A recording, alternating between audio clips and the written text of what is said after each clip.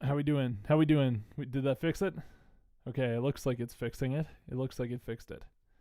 I believe. I was told there would be sound. Okay, we did it. Man, I take 1 week off and the whole operation goes to shit.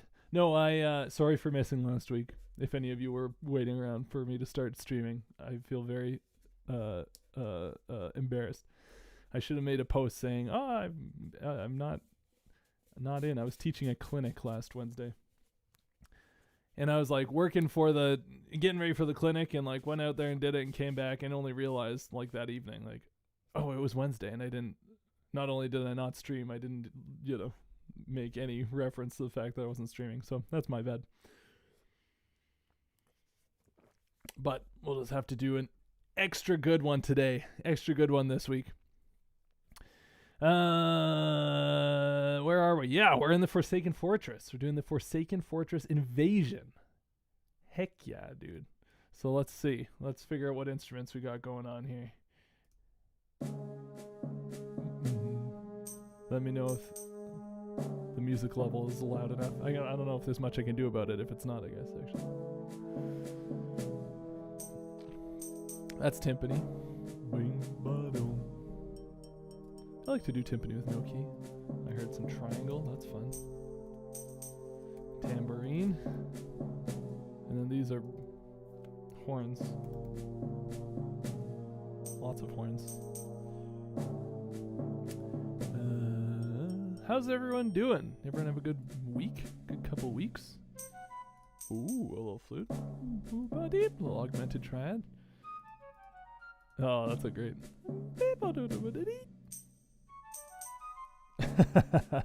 I'm loving these flutes. Flute interjections. Okay, let's see. Bum bum ba dum.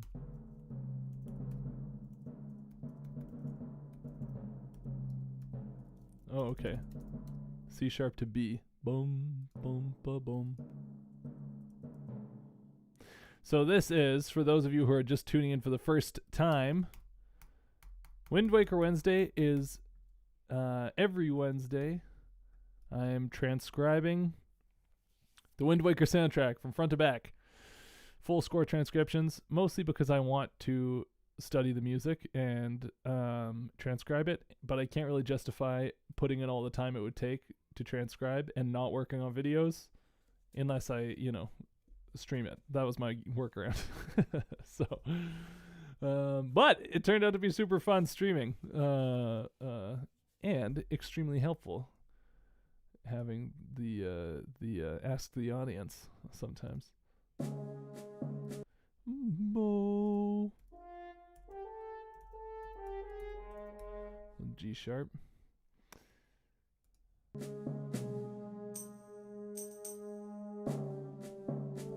Ooh. And then, so this will be the second voice here, because another horn just came in. Boom, boom. Let's see.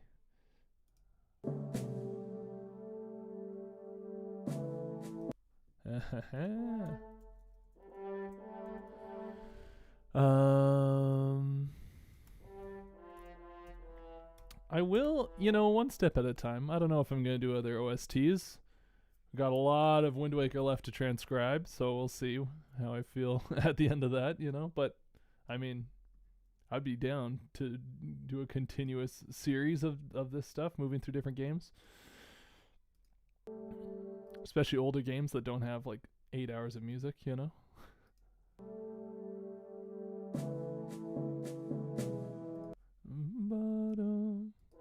So this is the second voice. This is still on an A. Little sus 4-3 thing going on there.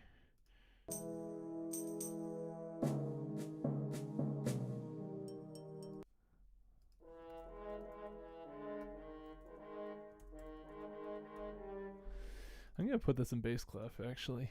This is silly having all these ledger lines.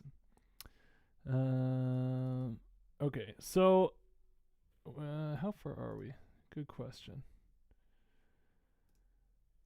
We are on track 20 out of, oh geez.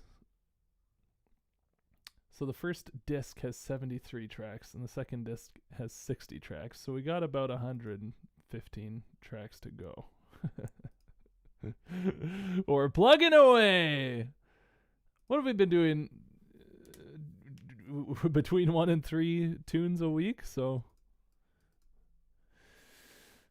it'd take a year to get through the whole soundtrack, probably a little less than a year. We may be here for a while. That's okay. If you guys are getting bored of Wind Waker, I can do some behind the scenes too. But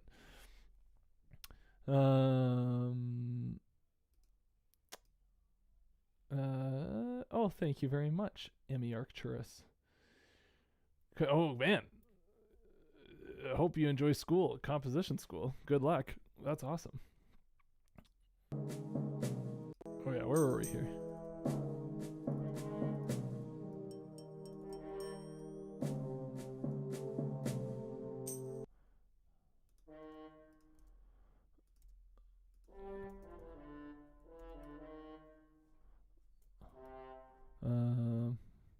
Beam dom. And then where does this note go? So it holds that G over and then it goes up.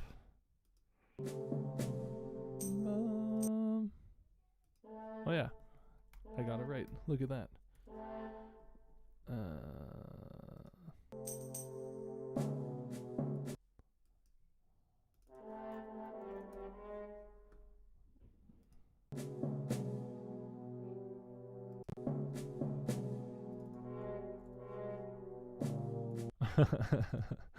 So we're averaging 2 a week. That's not that great, actually. I should probably step up my game here.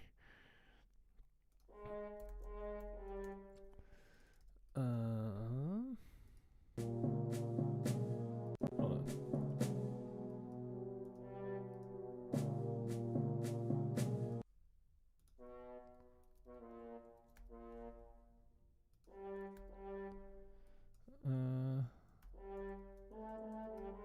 I guess I should make that an A flat, hey?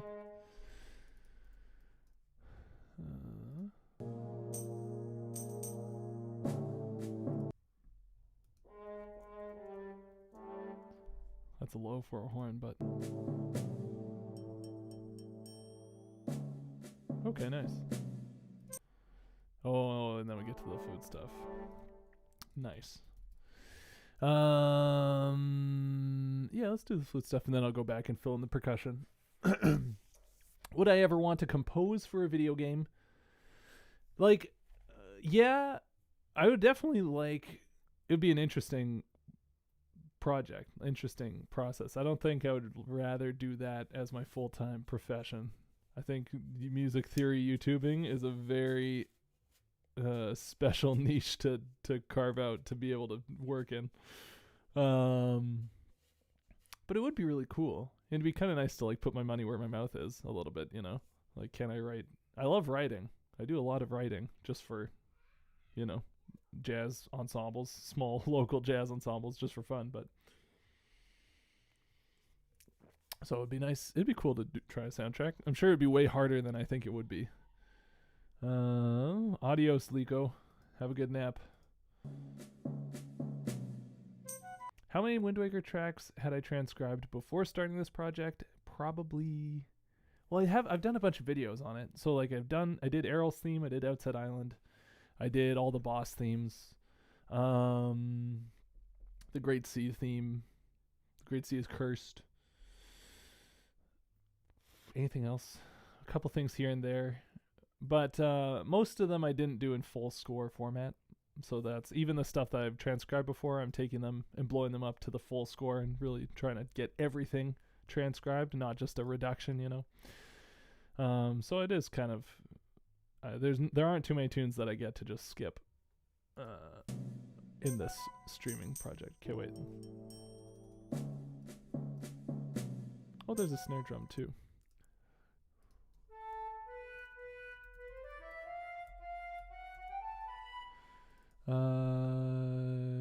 Snare drum, that's right, that's what I'm doing. Add snare drum. Bam. Okay. Let's see what this flute is actually playing.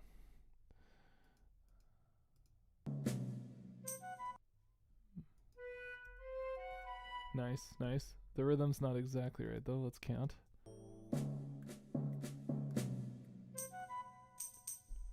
Booba-dam.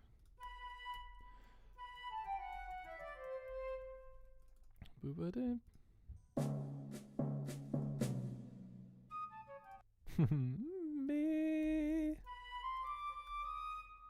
Me boom. Boom. What was that? No, that can't be right. Let's see.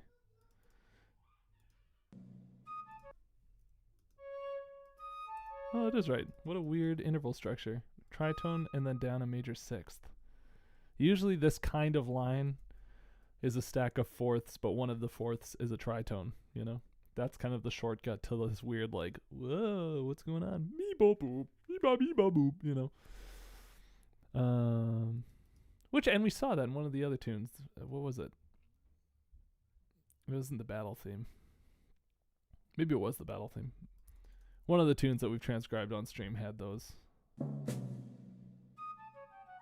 Huh.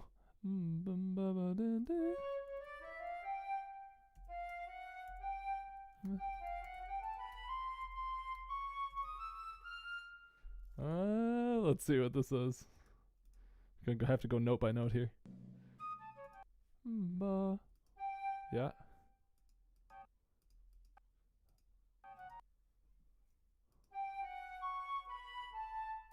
That's it. Eeh. Oh, I was so close off the hop, man. My ears are doing good today. Now, let's see. This is an E sharp and an A sharp. We're not doing that. There's kind of no way to make this look good. I guess I'll do all flats. So, this is E flat, A, D flat. I don't love A to D flat, but it does kind of sound like the secret jingle. Whatever it is. It's not exactly the same, but I'm sure that crossed the composer's mind.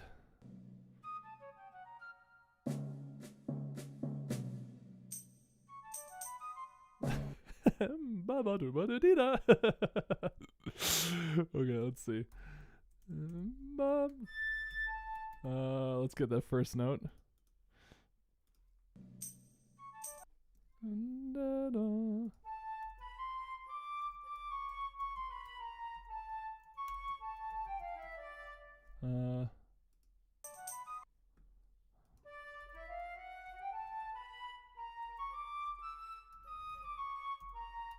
So this is not right, but I just want to get the rhythm down, and then we can go in and fix the individual notes.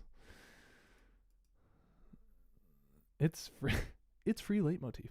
Man, how fun would it be to work on a Zelda soundtrack and just have all of this wealth of material to draw from? Like, that must be the easiest job in the world. It's like, and then I'll just plug in Zelda's Lullaby and the audience will cry, you know? Oh, not bad.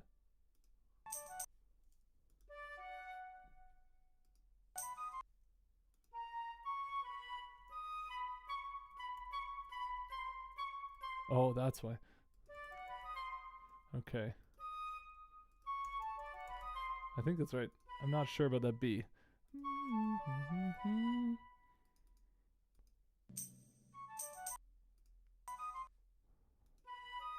Yeah, that is right. Okay. What the heck is this? D, F sharp, B, D sharp, C. Yeah. That is bizarre.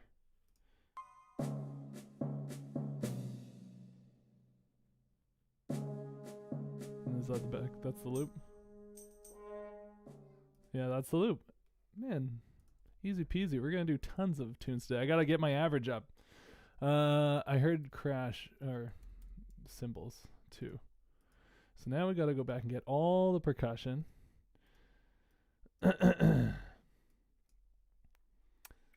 Hello, Captain Tart. You're new to the channel. What music did I write?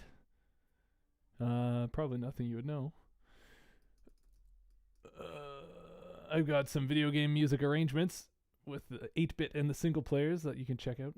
Colgera theme, throwing in an old theme and it hitting. Yeah, true. Colgera, perfect example. All the like Breath of the Wild little, you know, you roll up to the Temple of Time and you get a sick chordal jazz piano reference to the Temple of Time theme, like so sick.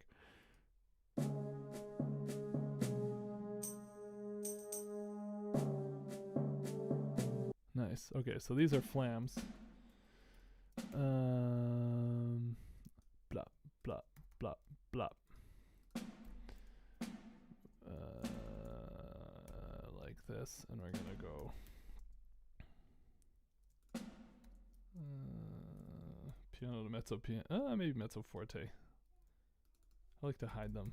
I don't know why. Oh, we need the tempo too, don't we? My metronome's packed up. We'll have to guess and check.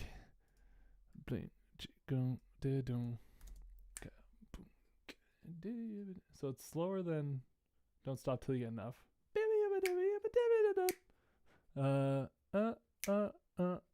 Staying alive. Boom, boom, boom. So it's probably about whatever this is, 120. That's a little quick. Okay. 116. That's a little quick too. 112.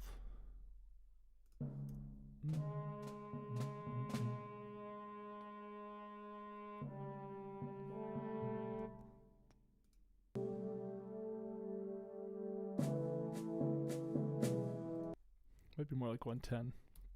Not to get too persnickety.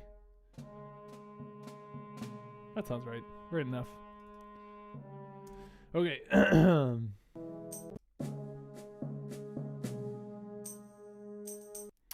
Tambourine you gotta do. Stupid question.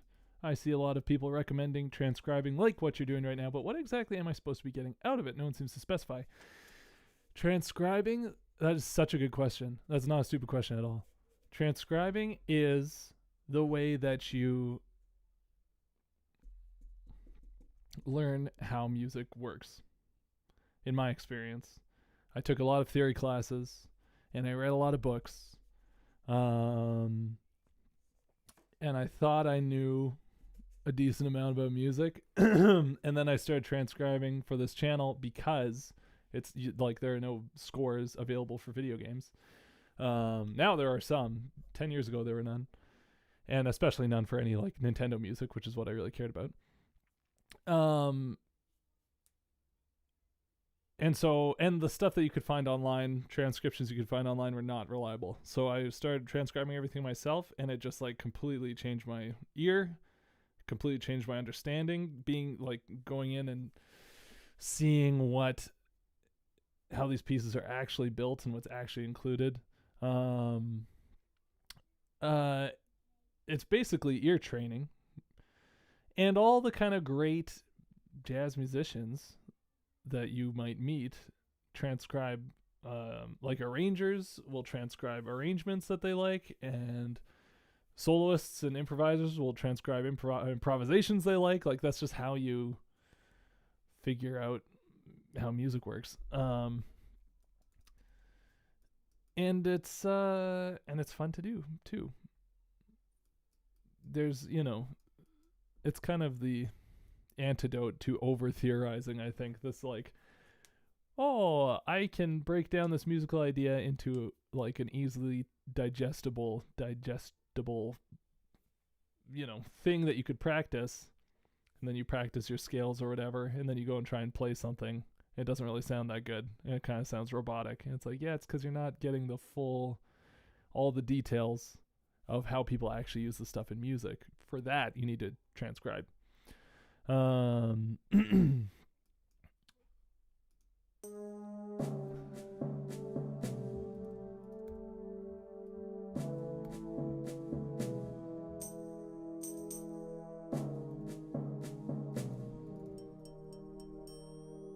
Whoa. Okay, I thought this was a triangle going D, but it like bends upward. So what would that be?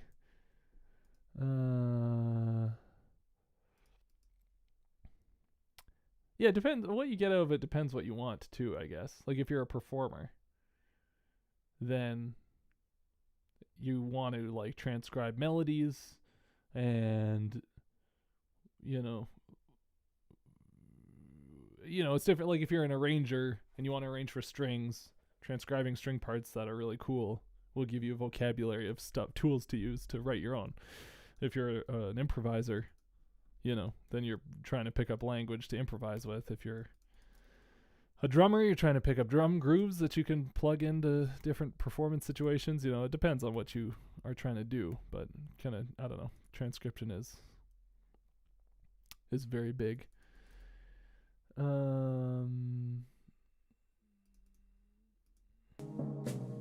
Flexitone. What's a flexitone? It's not a common instrument, that's for sure. Come on, Sibelius. Oh, flexitone, it's real. Okay. No.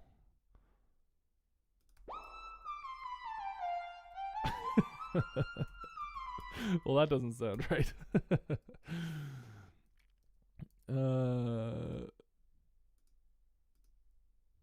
It sounds like... I'm going to keep it as a triangle for right now. I know that's not correct, but... I'm sure the Sibelius sample for the flexitone is just wrong, but I'll have to do some research to make sure that that's right. Let's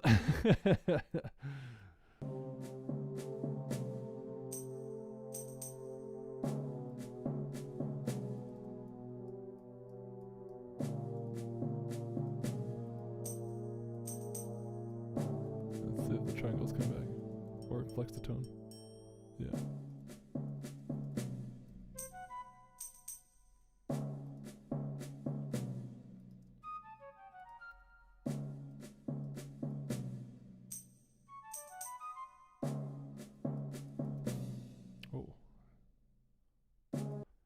was the symbol I heard.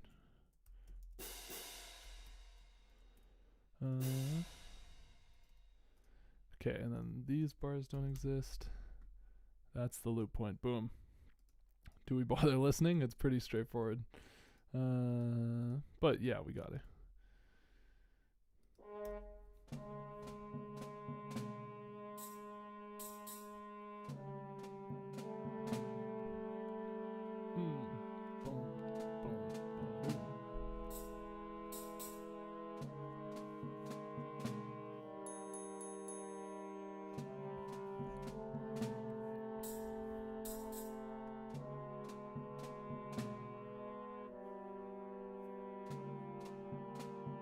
It's interesting how much clashing between the bass, like the timpani and the low horn there is.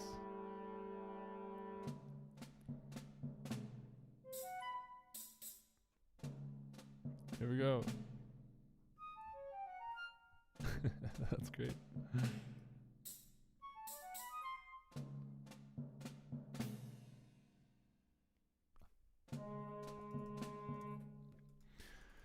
So this sort of ominous, it's not really like something's going to sneak up and kill you right away, but it does have a sort of unwelcoming aura.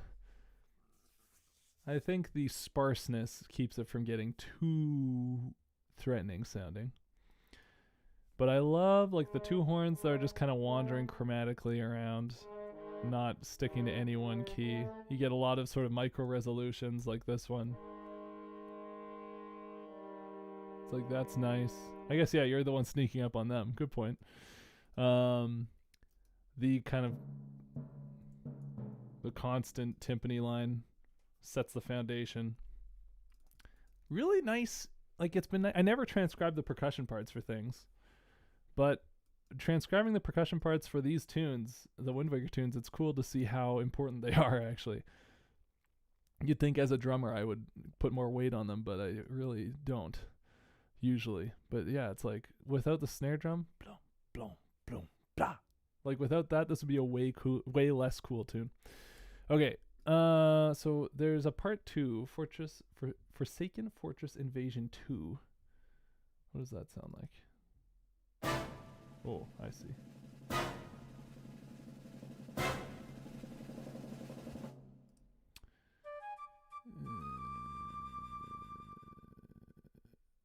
I'm going to save as. So this is when you get catapulted into the wall of this Forsaken Fortress, I believe. So then I'm going to, yes, and then it's like, welcome to the Forsaken Fortress. Mwahaha. Okay. Let's see here.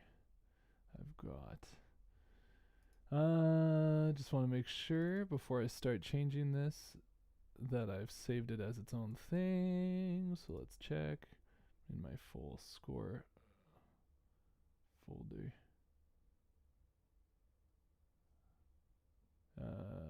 Oh yes, I see it. Okay. Here, let's do this. Actually, yeah, that should be fine. Okay. How do I get out of here now? Sorry, I'm looking at my other screen. Looking at another window. This is not good entertainment. Okay, here I am.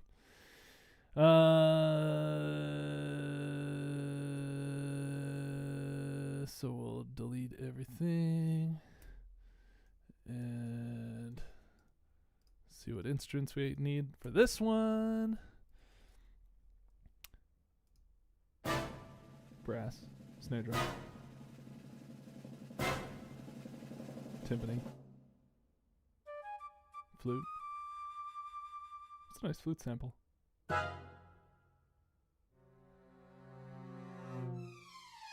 Strings. Crash cymbals. So I'll put in strings. Do it now. Here's the thing. Do I put in generic brass? Like, because you can just put in brass. Maybe that's what I'll do. Because I'm sure it was just like a brass patch, you know. Well, maybe not. I don't know. Let me know in the comments if I should try and hear what specific brass instruments are being used for these stabs. Like that, you know. I could try. Whatever. I'll put it as brass for now, and then if this is very offensive, let me know and I'll try and tease out the specifics. What program do I use? Sibelius is my notation software. Did I just guess that right?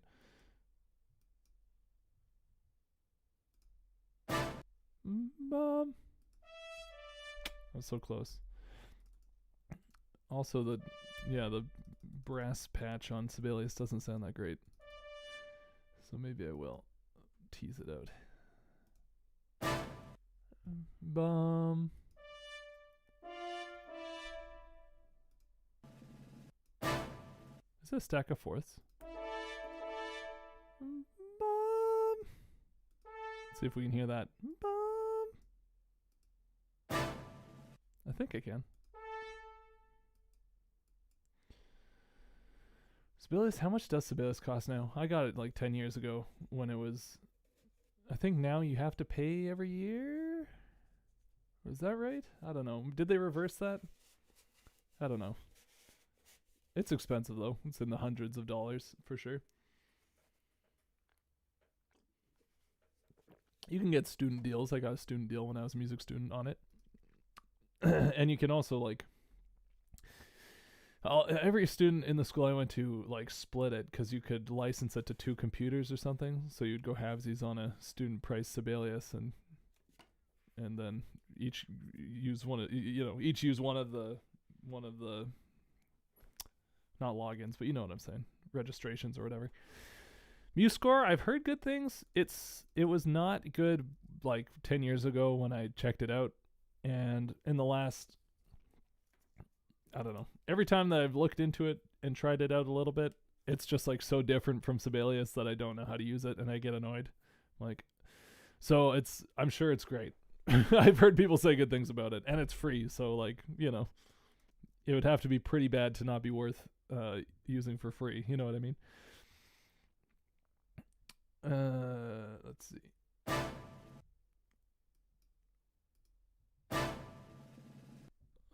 Let's...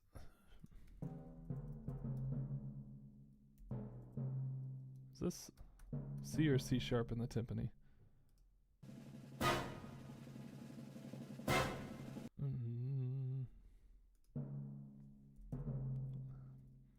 It's hard to tell as the snare drum's rolling right over it.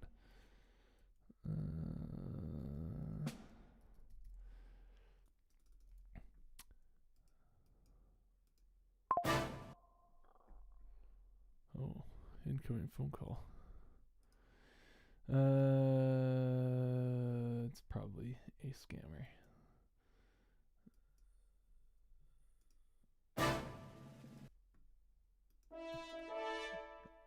Are there any lower notes, or is it just a stack of fourths?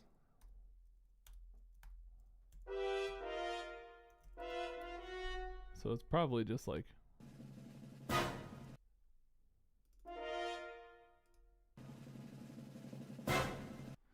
Oh, there's a bass drum hit too.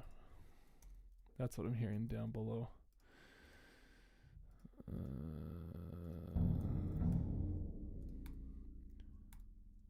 Hello, how's it going?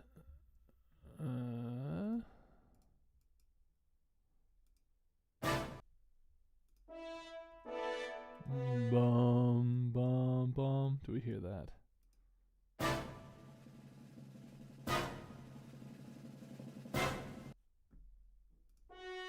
I don't know if I do.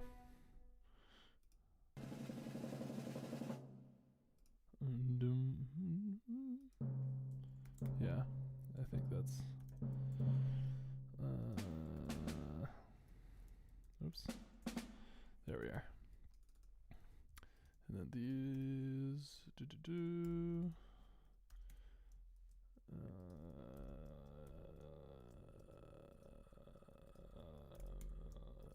something like this. Oh, jeez.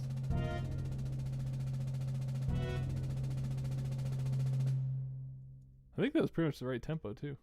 That's pretty good. Now, this is all like totally out of time. I don't think I hear another fourth. Sorry, Spinda.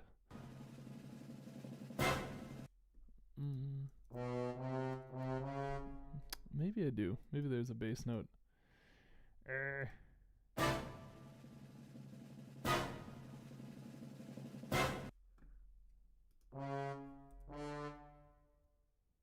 Oh.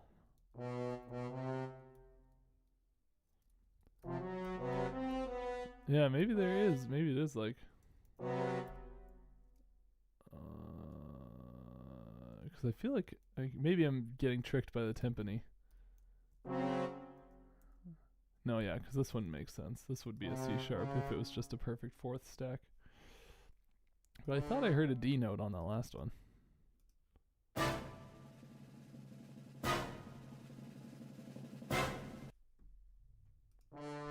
You know, I feel like I hear a D on that last one. But it could just be the bass drum tricking me.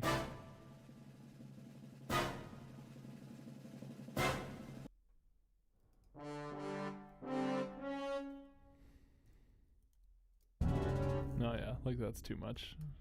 There's not a bunch of tritones in there. Whatever, I'm keeping it like this for now.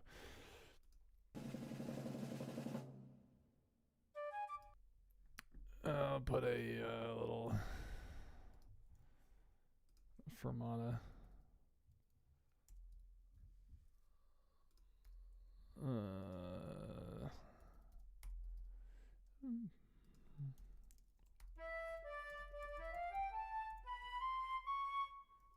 What does the flute do again? Okay, let's see here.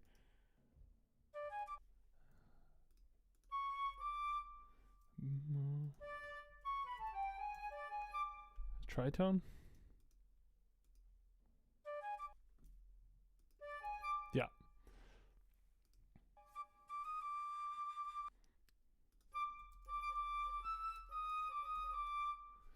Let's keep it all flats or all sharps, you know? Try and make it a little nicer to read.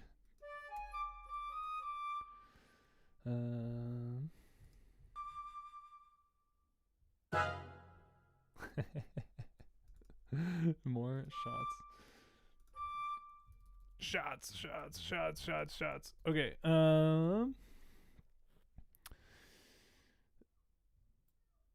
Have I ever tried the panorama mode in Sibelius?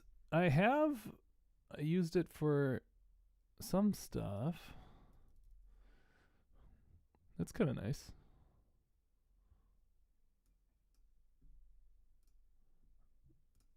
Probably gonna stick like this for right now, just because it's what I know.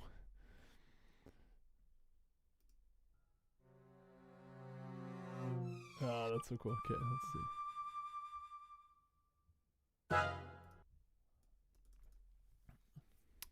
So what instruments are playing? That's strings now. Let's see.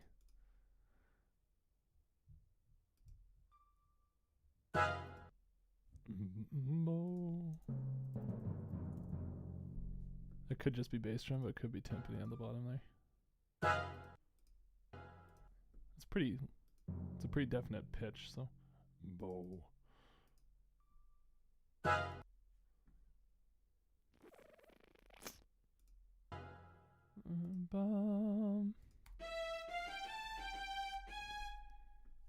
Probably an A flat if there's an F on the bottom, hey?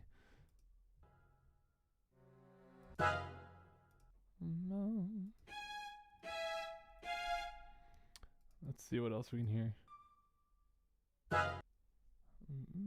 It's a cluster. Sounds like there might be some flutes playing a cluster chord too.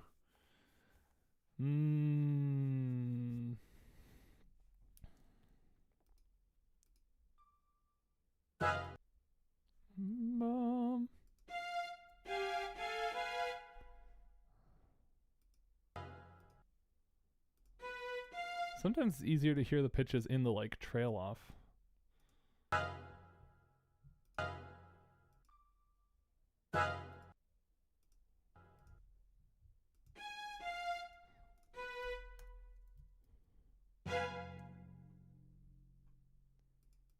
Let's see.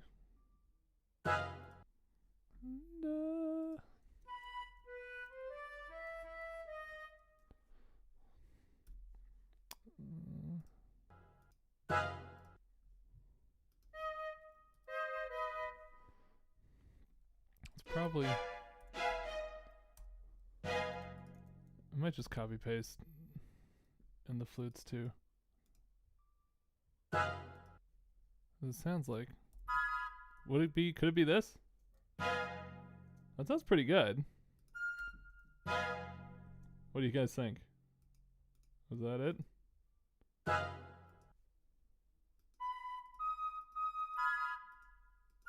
think that sounds pretty good. I'm happy with that. If we're gonna do a better average than 2 tunes per stream, then we gotta just keep moving, all right?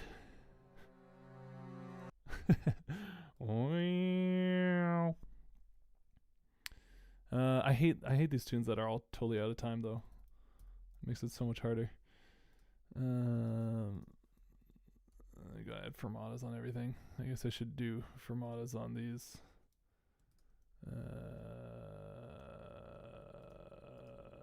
Oops. There you go. And then these too, eh? Ooh. And then slides are hard too. This is just like full of all the trickiest kinds of stuff to transcribe.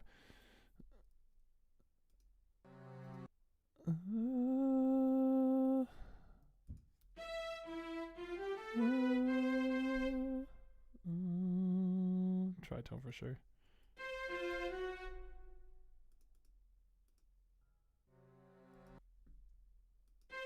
Except an octave down.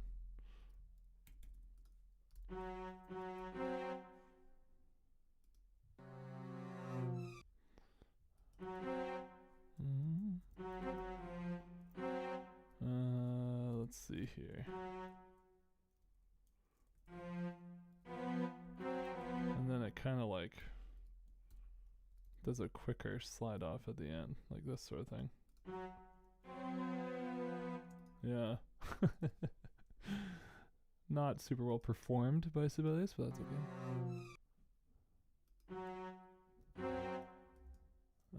Is there another interval at the bottom? There is.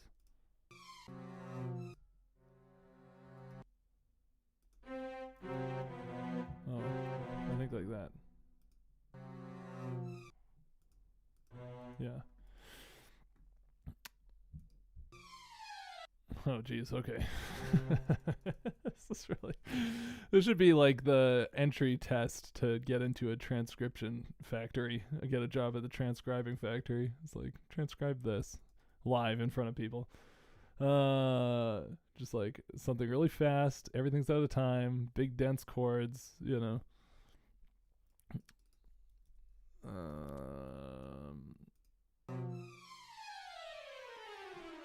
Okay, you can kind of hear the 4-note groups though. You know.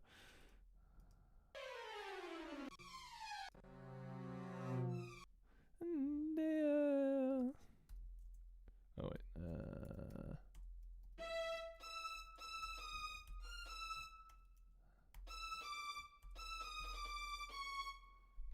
It's probably a chromatic scale, right?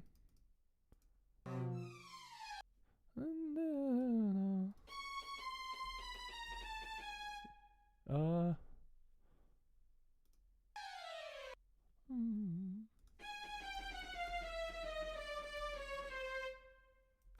feel like maybe it's starting a note 1/2 step lower. I feel like I'm 1/2 step off.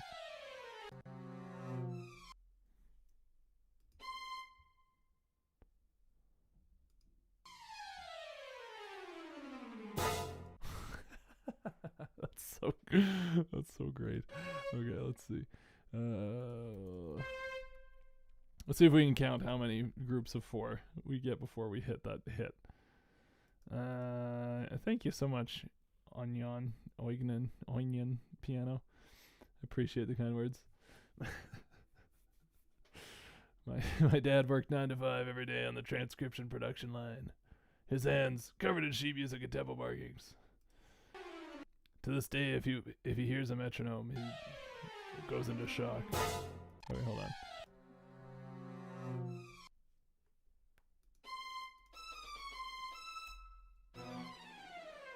Oh man, okay, that sounds pretty good. Let's see.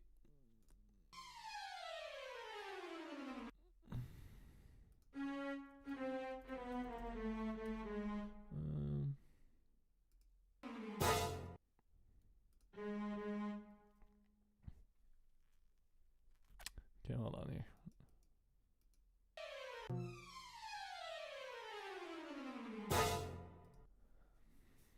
It kind of sounds like there's like one note more than would fit evenly into beats. So I'm like, am I making a mistake or is that just how it is? Maybe it probably starts on an E flat.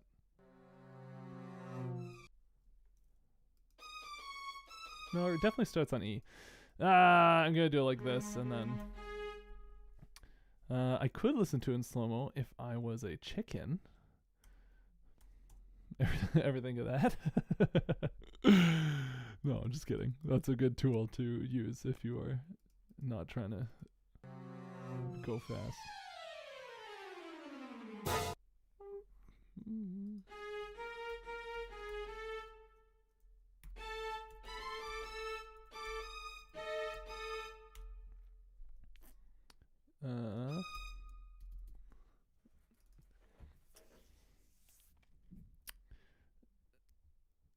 This is so dumb though. 1 30-second note and then chat.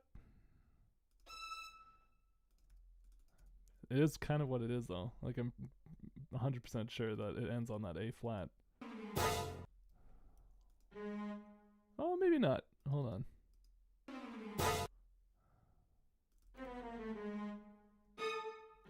That does sound like what it does though. How do I typically go about transcribing a full drum kit? Do I do it all on one staff? Oh, all in one staff for sure, yeah. Like the bottom space is the kick pedal, and where C is the snare drum. And so it ends up looking like the stems point down if you play with your feet, and they point up if you play with your hands on drums. So it ends up looking like something like this. Notes that are X's like that are cymbals. So I'm not doing this on drum staff because I'm dumb, but this is what drum notation looks like. This is boom chicka ka boom boom boom ka boom, you know. It's not what it sounds like. But yeah, that's how you do drum transcriptions. Which it's like kind of a bad system, drum notation. It's clearly like trying to fit drums into a system that existed long before drums did, you know. So I feel like drums are the one situation where piano roll actually is a better visual representation of what's going on, but it is harder to read rhythms in piano roll than sheet music. I'm a sheet music supremacist. I'm never gonna tell anyone to use piano roll instead, but drums are an awkward fit for sheet music notation for sure.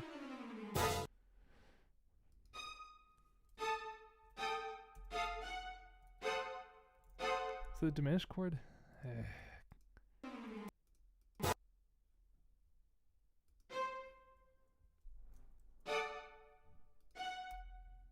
Is there a D in there?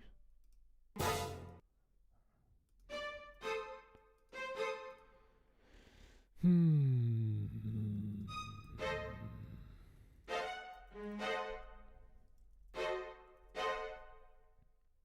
think it is a diminished chord.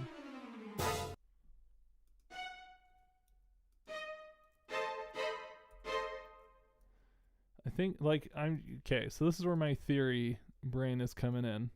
Because this was an F, or whatever you want to call it, A flat minor 6. This should be a C flat really. But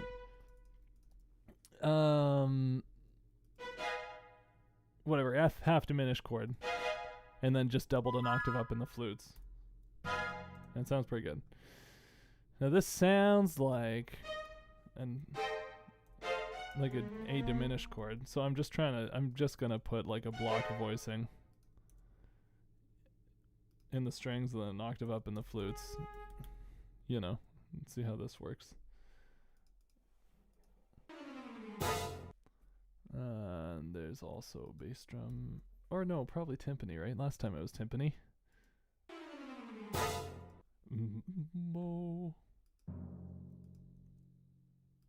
Oh, but that's an F again, isn't it? Maybe it's an F7 type thing.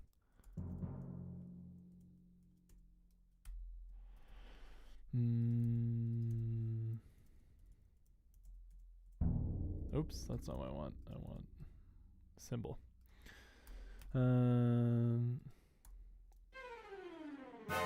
Yeah, it's not. That's not quite right. Let's see if we turn it to F7.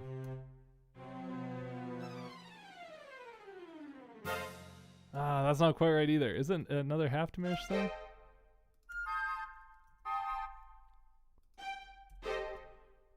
Let's see.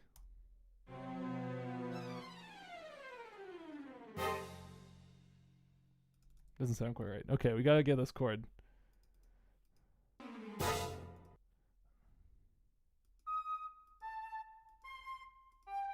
That G is not in there, is it? Oh, maybe it is. What am I missing then? I definitely hear that E flat. I kind of hear that G.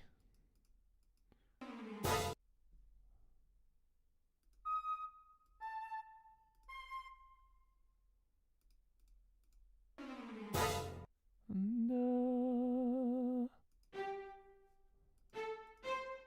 Oh.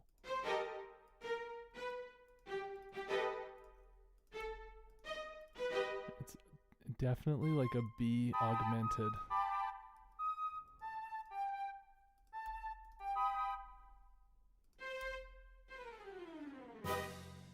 That sounds a lot better.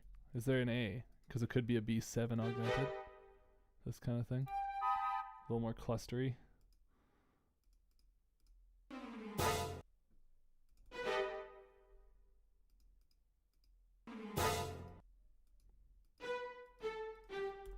Yeah, and then maybe I think the lowest note of the voicing is an A.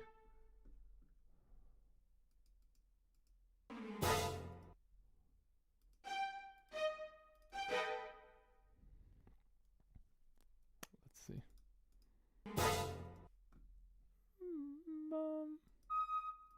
But then there's no high G up there. I think this is what we got here. Let's see. Okay, that sounds pretty good. I'm happy with that. Ends up being a B7 augmented. B7 sharp 5. Blim blum blim blum blum.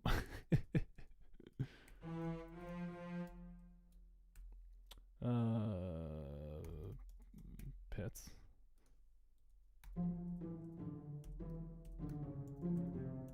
What was it? What was the line? Blim blum blim blum blum.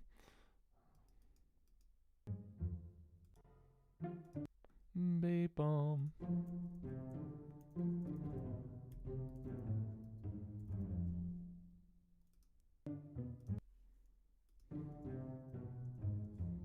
Diminished.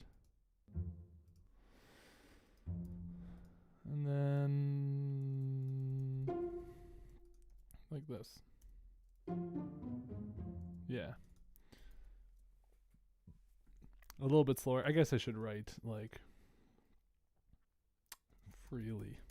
Is that what you write when the tempo fluctuates all the time? It's not really rubato. It's just kind of like Mickey Mousing the cutscene, so the rhythm changes all the time.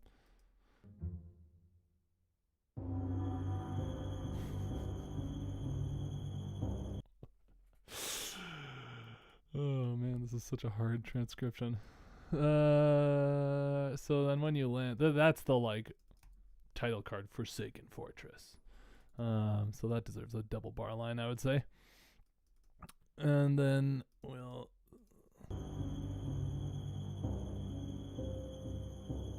Is that a harp? I think so. Harp and timpani, high string pads,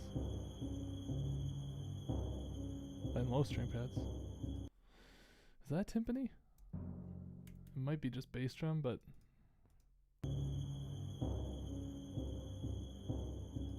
maybe it will put bass drum.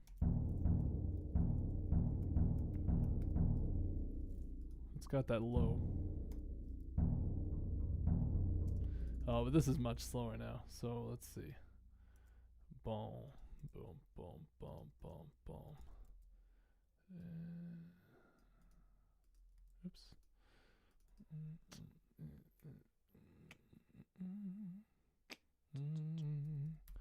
fast would that be? Like 82? Ooh. Oh yeah, true. Time codes would be smart, but I'm not going to do that. This was way slower.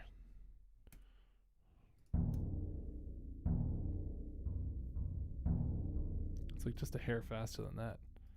So let's say like, I don't know what, 66. That sounds right. Roughly the right tempo. Oh yeah, and then we gotta add a harp. Harp. Boom, get in there. Get in there. Yeah, fine. I'll shrink the size of the music. And maybe I'll put like well, I'll put a letter there.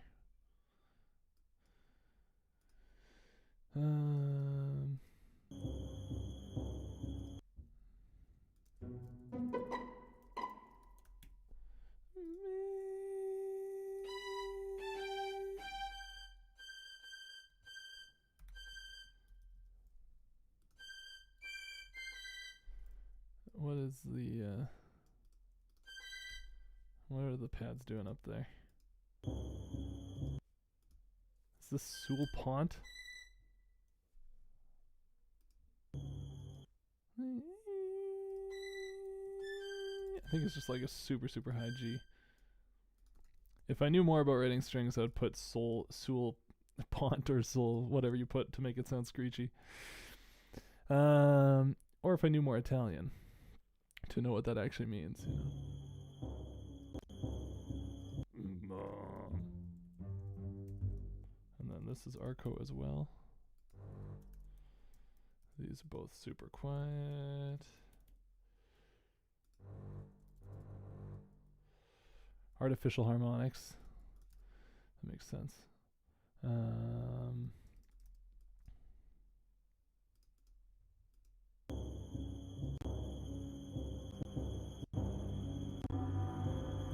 Oh, there's a gong too. How did I miss the gong? Large gong. We're not holding back.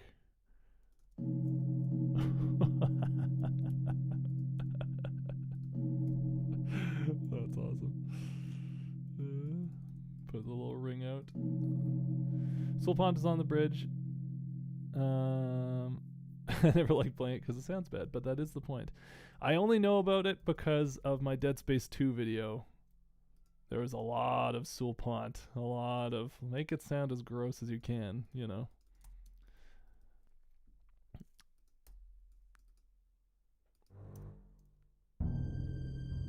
Sul Ponticello. Right, okay.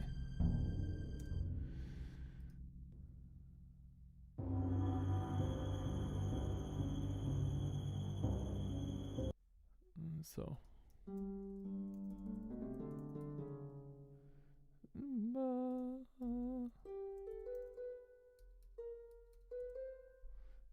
Let's get that hard part.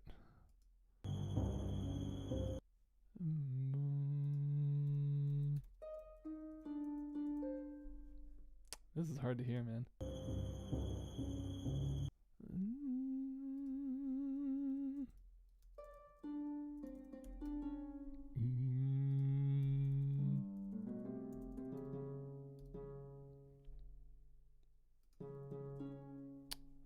Man, let's see.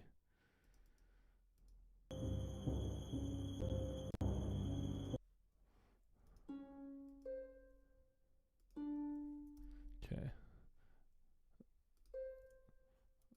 And then I might put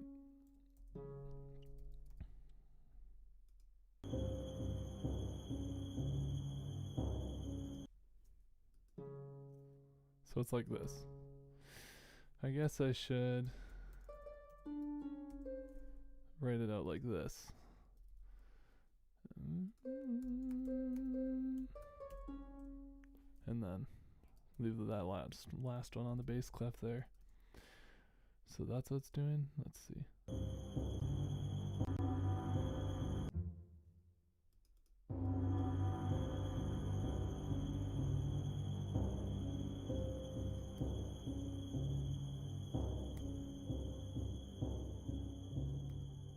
Is that the end?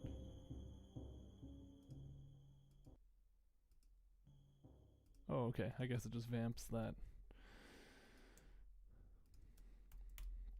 Well, I'll put no, you know what, I'll just, because it's part of a cutscene, I don't think it does loop. Like, it might loop while you're talking to the King of Red Lions, but it also might not. Like, that might just be the end of the cutscene. So we got G's, super high and low G's, and then D flats and C's in the harp. So a nice gross tritone to let you know you are not welcome in the Forsaken Fortress. Let's do this. I'm going to put these all on one. Oh, is that going to look bad though? Oops. I'm going to put these all on one line. No, that looks okay. And then I'm going to hide any of the, oops. This should be, okay, come on. This is finicky. Okay, now I'm going to, so this is not freely. Why did I put freely? Oh, freely should go at the, oh, I see. I copy pasted this freely to change it to some sort of text telling people what to play, but I didn't do that. Let's put this on this line to keep the flute phrase all together. I think this looks a little nicer now. Okay, let's listen. String tremolo, I think it's just wiggly. I think it's when you're way up there, it's just kind of warbly. Oh, no. Okay, ready?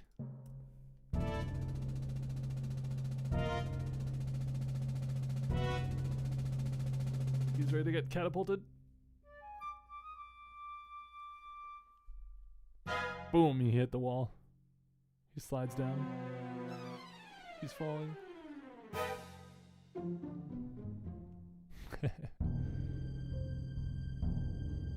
And now we're in the Forsaken Fortress.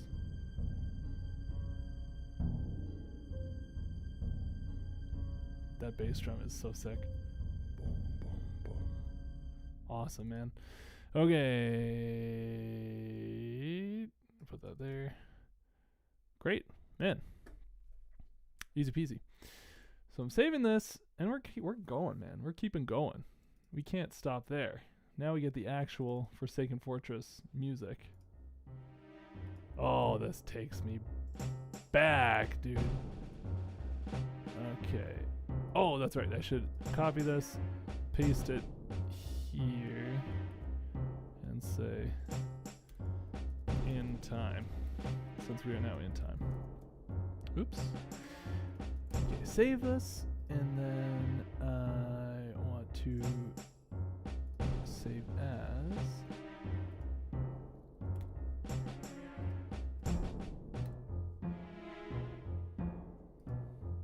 great. Just make this the new score, and then I don't have to re-put in the game title and the composers. Saves me a little bit of time. We don't want it to be that tiny. Let's crank it up to 7 millimeters. Let's go big. Go big or go home. Now Forsaken Fortress. Boom, boom, boom. Easy peasy. Okay. So we got strings. Got snare drum. Only over 100 to go. Man. Yeah, I got stuck too. It's such a confusing layout to try and get around as a small child.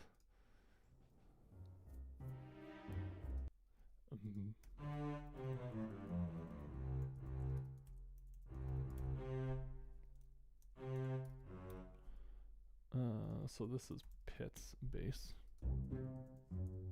Let's see. I didn't hear any brass. Probably take out brass. Ooh. Probably take out the gong, hey? Add in tambourine. Probably take out harp.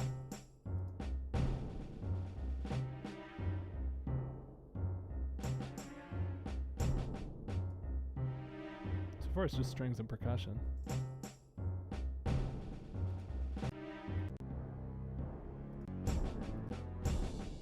Yeah, I'm not hearing any winds or brass, so I'm going to take out the flute. I didn't hear any timpani either, so I'll take that out for now. There's definitely cymbals though, so let's see. There's a piano doubling the basses. Let's see.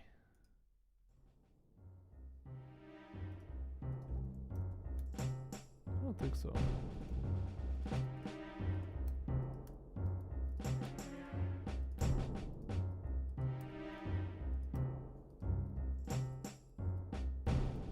Oops.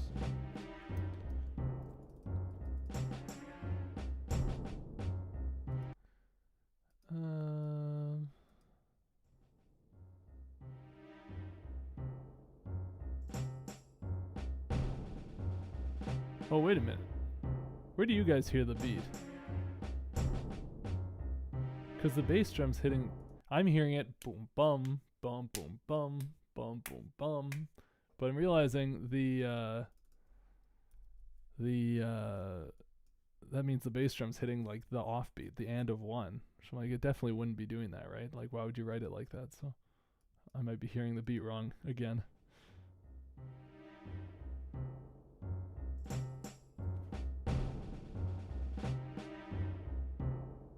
Oh yeah, you're right, there's a piano. Good catch, Kyle Davis. I would not have noticed that. Piano. Honky tonk piano, why not? Just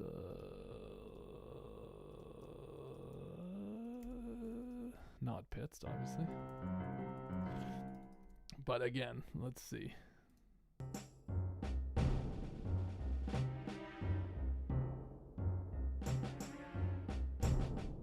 I'm gonna put the bass drum on B1.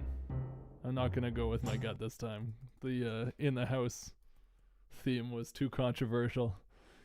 I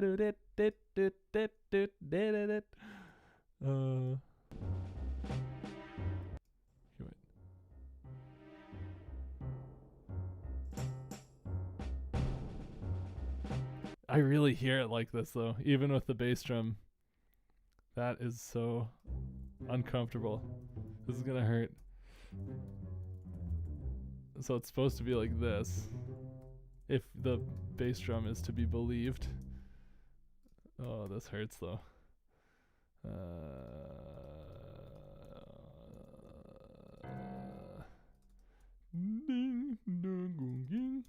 Well, thank you very much, Rockmeth.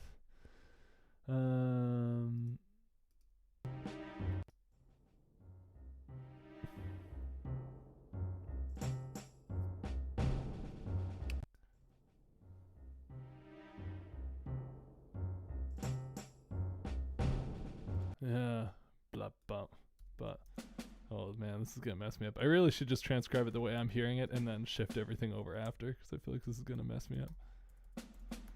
And then this is a snare roll, and the bass drum comes in here to mark the downbeat. The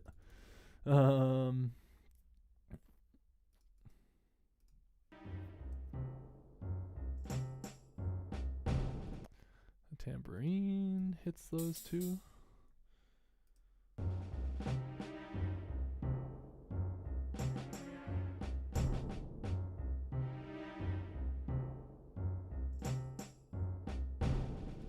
Ah, so the bass drum is doing like hitting every beat, but accenting the first beat of the bar. These are just going and going and going forever. And then there are string pads kind of doing gross chords on top. Let's see if we can hear those.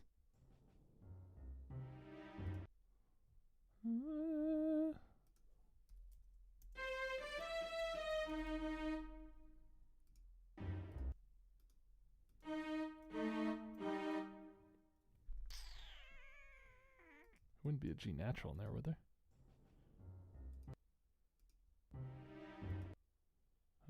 Hold on.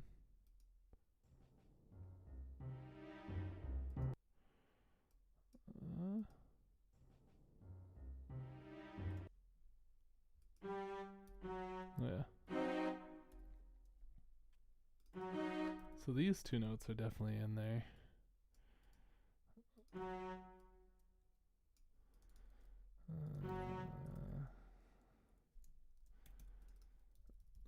There's got to be a third note. Probably a C. Oh, could be a D actually. Let's see.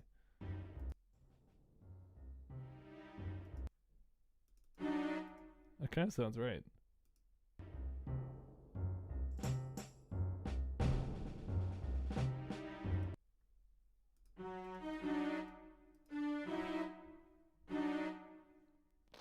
Is that right, or is that too crunchy?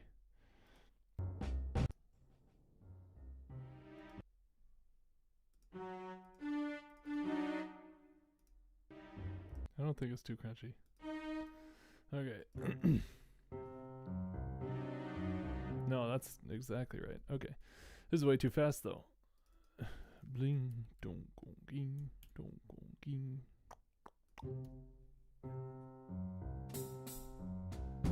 That's pretty close. Okay, let's see.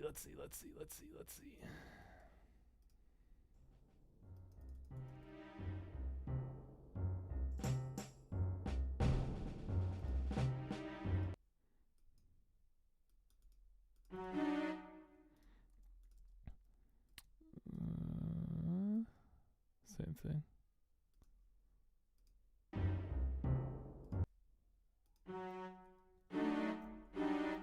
Oh. Is it like that? Is it even crunchier than I thought? No, I don't think so.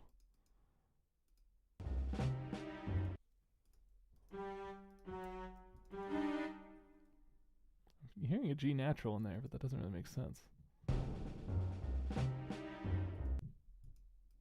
Definitely on the bottom.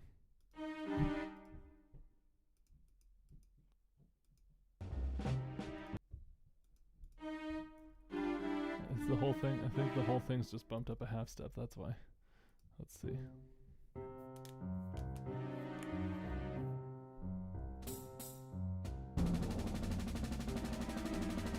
I think that's it. Yeah. I see. This is just a half note, and then it goes like that.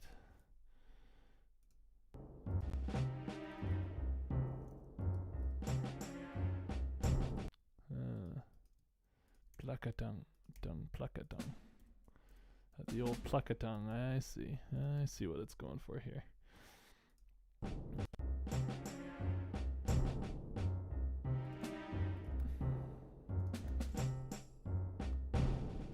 Let's see here.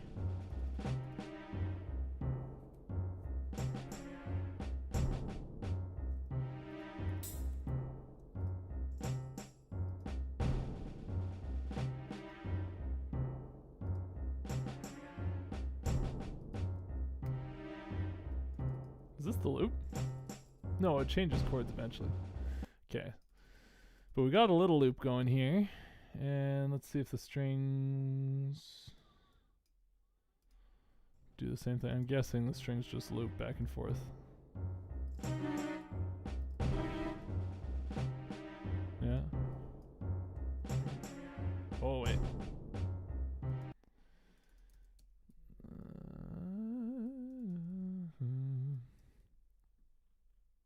Pit strings doubling up an octave?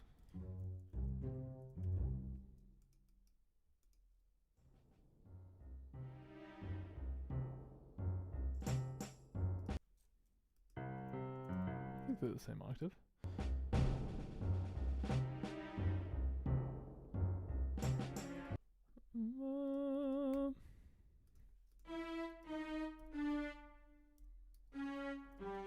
So if we follow just the same interval structure, then we get is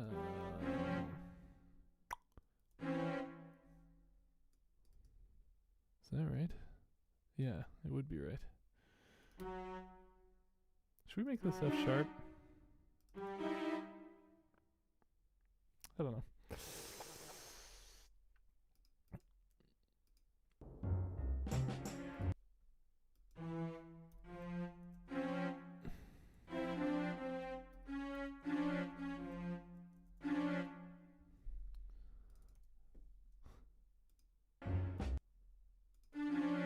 That sounds so much grosser for some reason. I think that's it.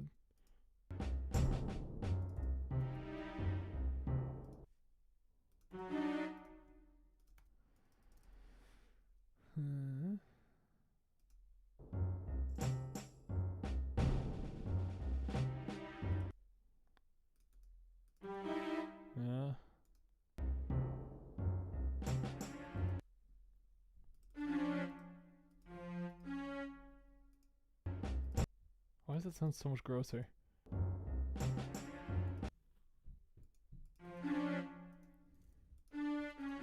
Maybe that D on top is just really quiet.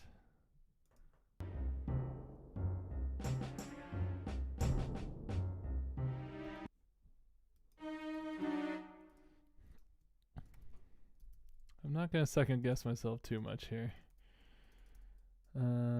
Let's see if this whole thing repeats.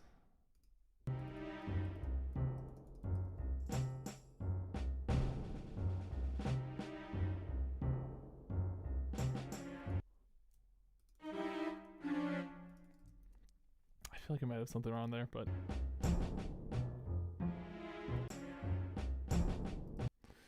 now we change chords.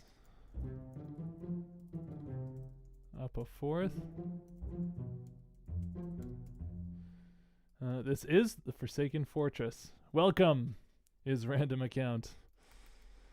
Now the piano's an octave down, I believe. Oh, I should put, you know what I should do? Make these all staccato in the piano. Because you do not pizzicato a piano, so you have to actually specify. Let's see, is the percussion all the same?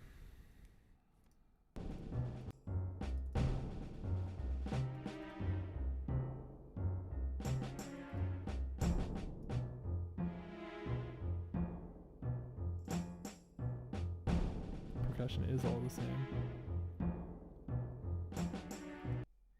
Boom, boom.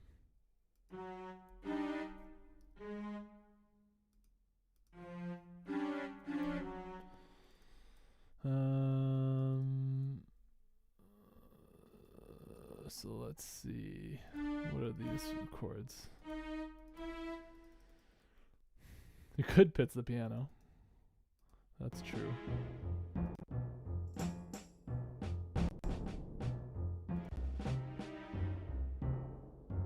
And I'm so shook at how wrong I was about the rhythm. I've literally, for whatever, 25 years, I've known this piece.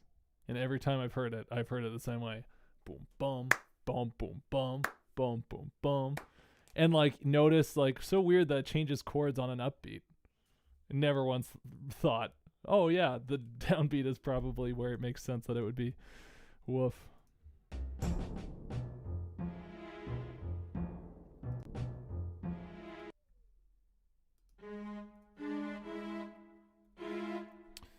Is that the same interval structure? It is. Welcome, Zeeble Art.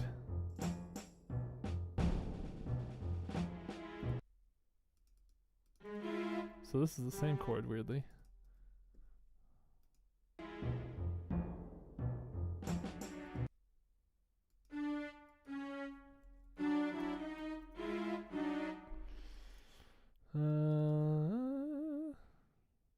Key, right? I'm glad I'm not crazy.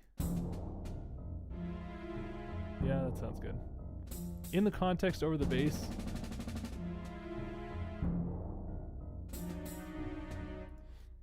The string pads by themselves sound grosser than they do in context, so that's what's tripping me up.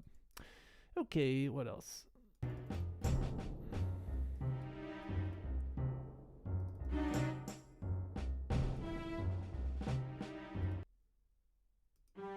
Do I have this wrong? Hold on a second.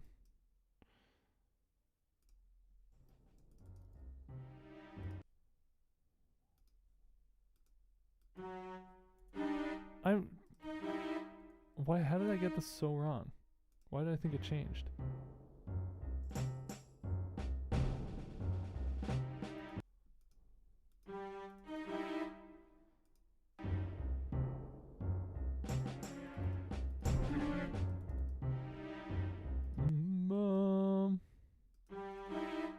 What? How did I?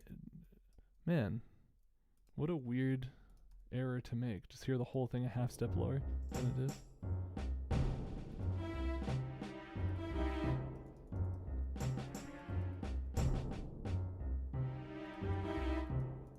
The bass, maybe the G flat and the bass is tripping me up.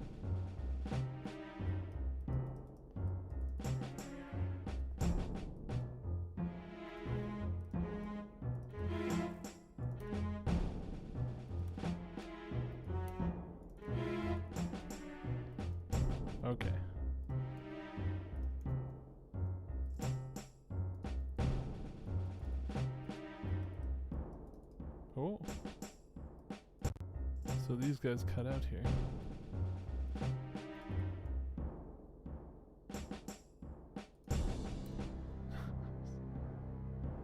That's so sick. I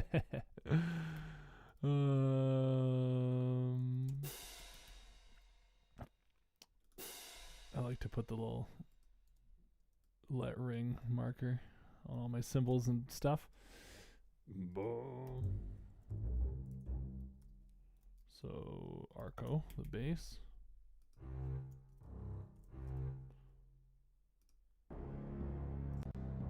Yeah, this is not.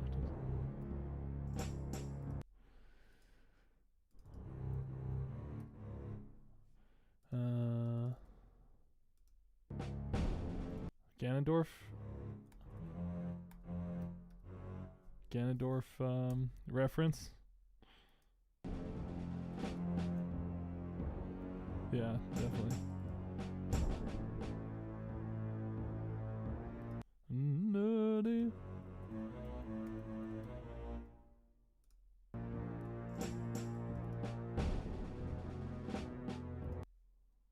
That's cool. Basses and cellos in octaves. And then they split off to a tritone. For that last. Oh, that's so sick, man.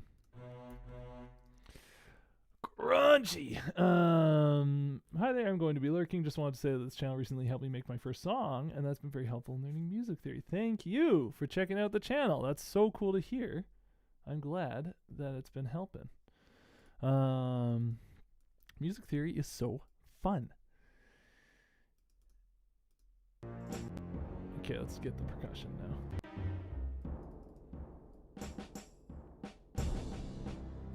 It's probably just the same, eh?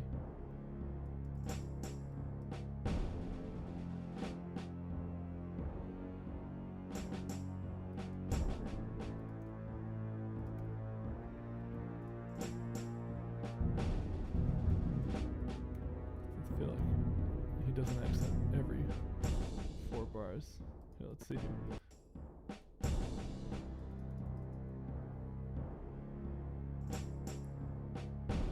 There's kind of a little accent actually. But there's like a bigger accent. How'd you mark that?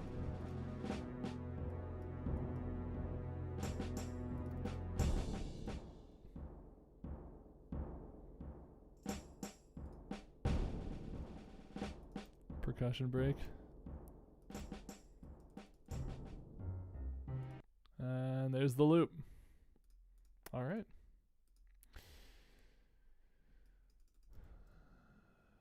So then this is probably going on, like this is probably happening here, but it's just like you can't hear it yet. It's fading in from silence. So man, we did it. Let's listen.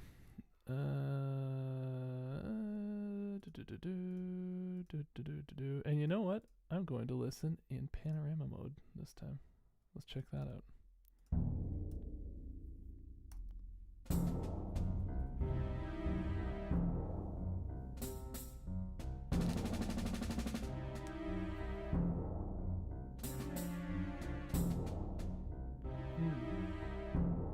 Those chords are so crunchy.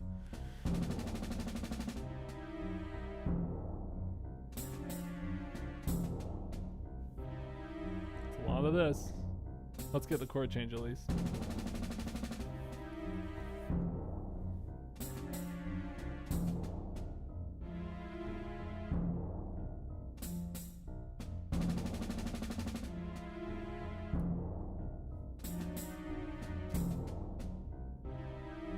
Goes pretty hard. I like the military undertones. Just tritone central station here in the bass. Very cool.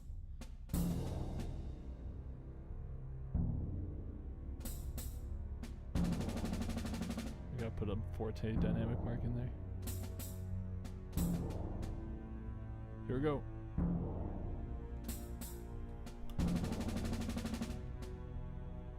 That that low tritone, whatever. Tritone in an octave is so gross. Okay. Okay. Boom. Another one done. Shall we do one more? How are you guys doing? I feel like we haven't been going that long. Have we been going a long time? Not longer than normal. Hour and a half. Okay, let's do one more. Oh, that doesn't even count. That's just the little jingle for when you get imprisoned. Okay, save, and then I'm going to save this as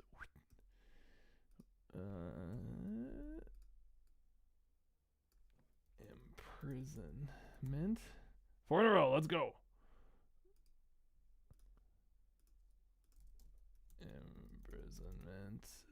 There you go. Okay. And it was strings and no. The answer is no. Okay. Let's get that again. Okay, so we do have no bass drum or tambourine, but we do have cymbals, we do have snare, no piano. I did hear timpani, so we're going to do timpani. We're going to do flute and clarinet and oboe, probably. I don't know, I didn't really hear, but we'll figure it out. Some pizzicato strings. Dee dee dee dee dee.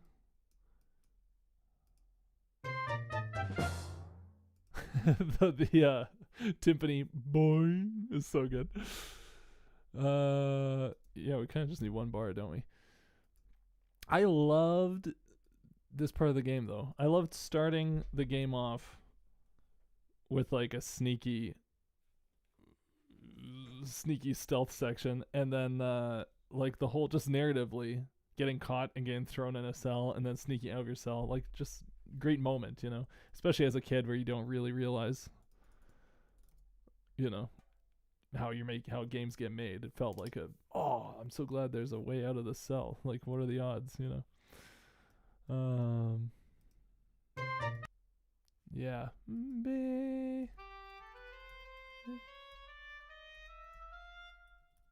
Something like that.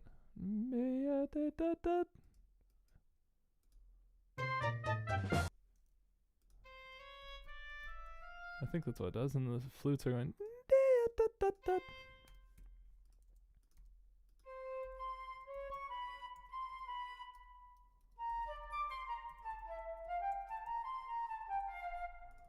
Cool. Bass. Oh wait, this is not supposed to be quarter notes. So this is bits. I should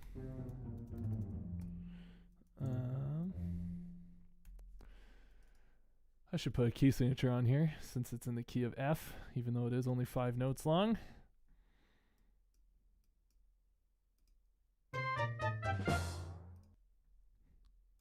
Is there a clarinet? I don't think so.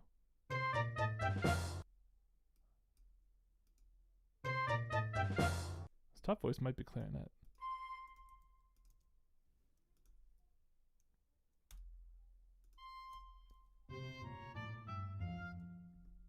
Like, that kind of sounds more right.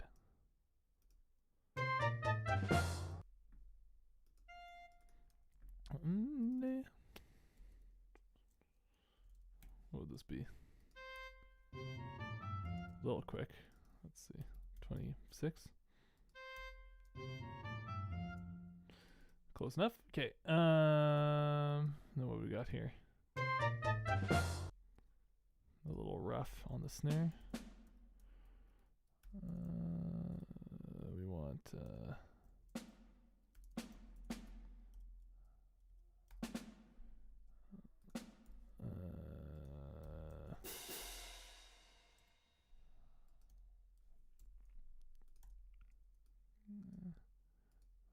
then, but with like a bend up boy. Let's see.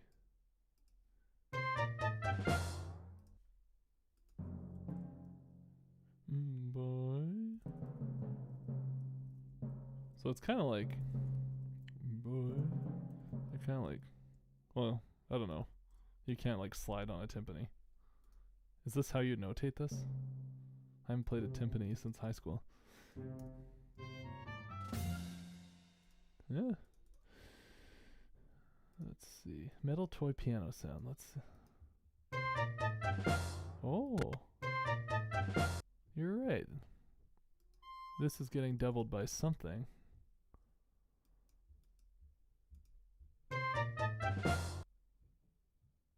I think that's a flute. Actually, I think that's a high flute. Let's get a flute back in here. Come on. Flute.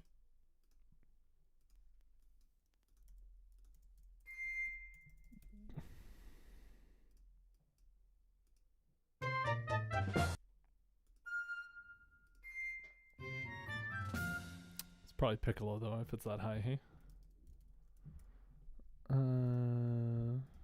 I just do what the red Sibelius notes tell me.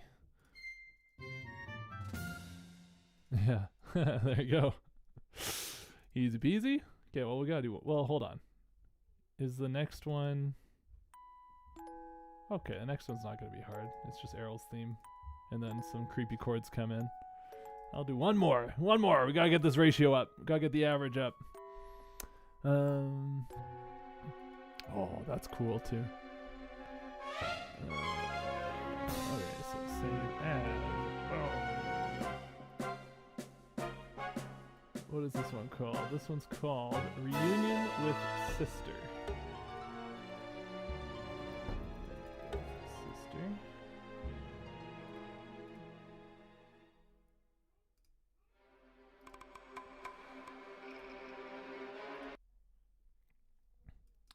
Do the pit strings follow the harp? Oh, did I miss something? Let's see.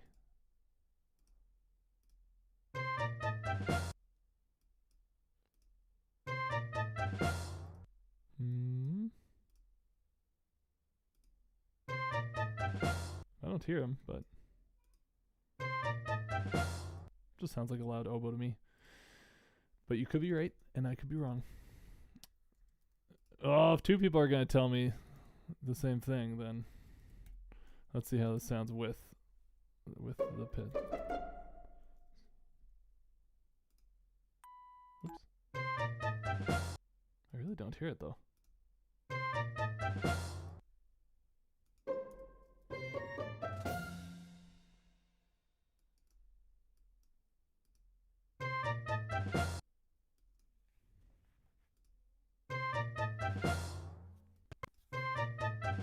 Oh, you're right.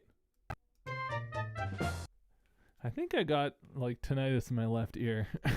It's the second time that something was panned hard left that I just did not hear. Okay.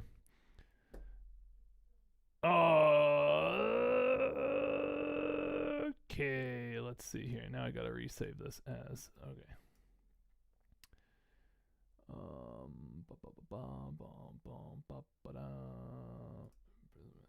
Save, replace, and then I'll close this, and it will not crash. Okay, reunion with sister. Okay, awesome, we made it. Reunion with sister. 5 in a row. Let's go. Get rid of all this. It starts on like Celesta, right? Or whatever, however you say it. Celesta. I'm just gonna take like everything out. We'll put stuff back in as we hear it. And it's in 3/4 to start, of course.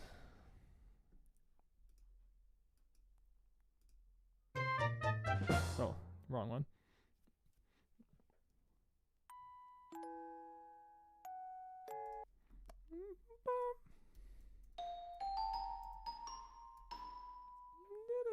So we're an E. Let's change the key signature to E.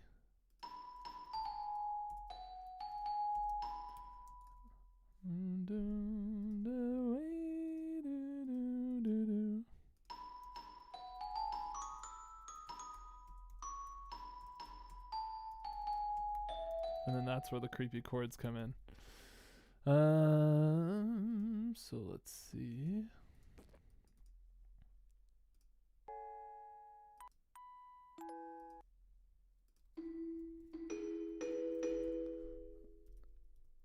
Like that.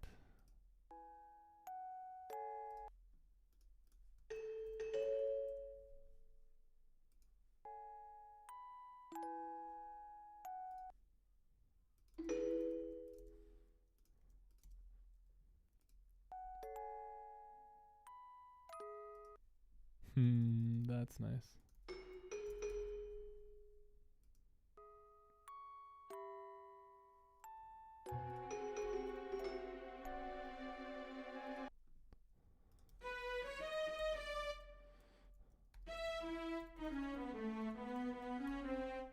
I think it was a C natural down there. It sounds right.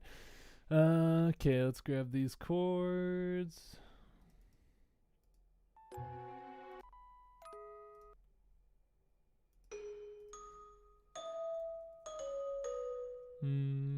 What's the note in the middle there?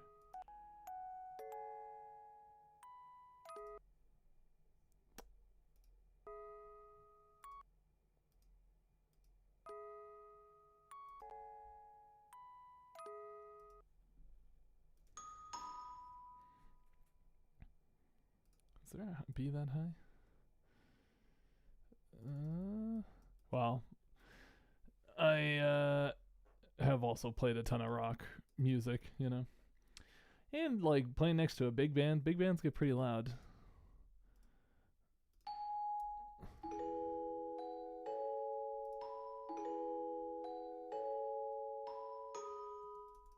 I don't know if this is up that high.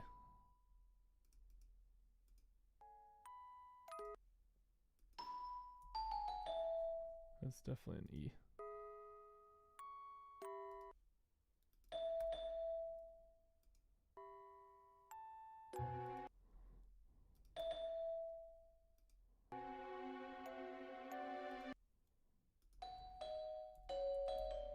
That's cool. D natural there.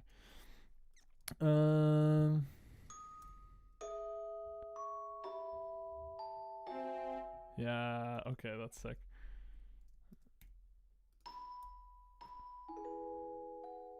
It's a little quick though.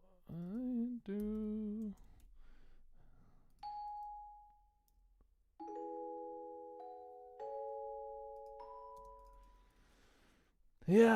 Yeah, I completely agree. I think it is a music box. It sounds exactly like a music box.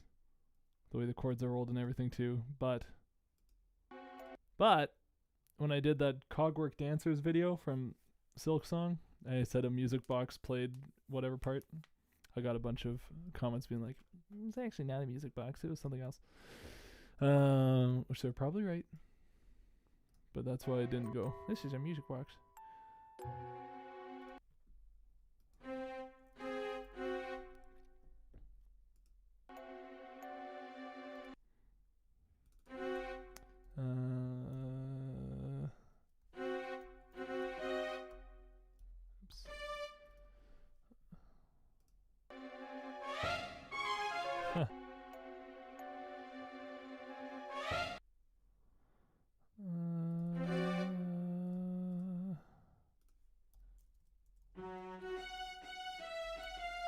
Does that happen? Hold on a sec.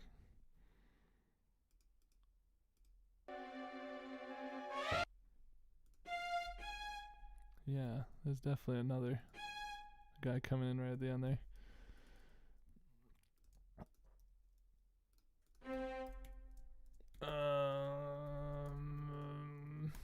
Yep. Then we hit that.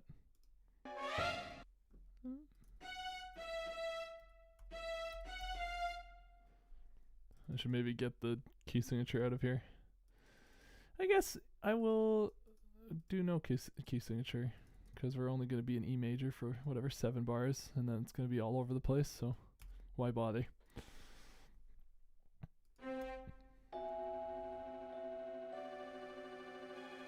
Yeah. Excuse me. Any advice on transcribing chords? Do you focus on the constituent tones individually, or do you get a feel for what kind of chord it is based on the overall sound? The sound of the overall sound of the chord is the first and most important piece of it. Learning that, when you're starting out with this kind of stuff, it's easy to be blown away when people go, "Oh, wow, that's a 13 flat 9 chord," or whatever. But when you play with those kinds of chords enough, you start to get the feeling, the very specific feeling of even really weird and dense chords. So anything remotely functional, you can kind of attach an emotion to, and then hear the emotion, and you don't have to go, "Oh, okay, well, I can hear there's something tucked under the second in the middle of the voice," and you kind of like, "Okay, I know this is what the sound is." And then you can work backwards and go, if this is the sound, and you hear the top voice and you hear the bottom voice, how would the middle voices probably be arranged? And you try it, and like sometimes it's just dead on right away. Sometimes it's like, oh, that's not quite it. There's something that you have to move around. But definitely the feeling is the first step.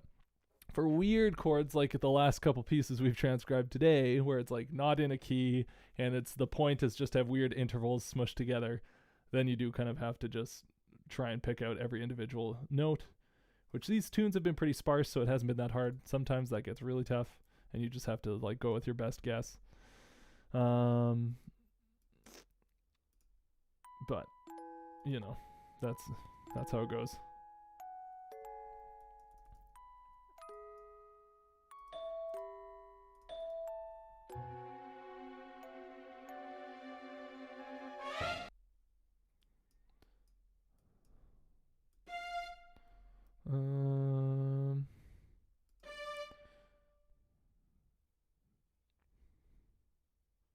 What should I do here? Maybe I'll make this a separate voice. Make this voice 1.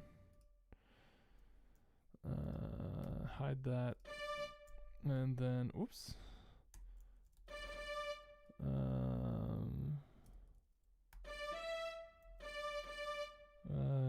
Because it is kind of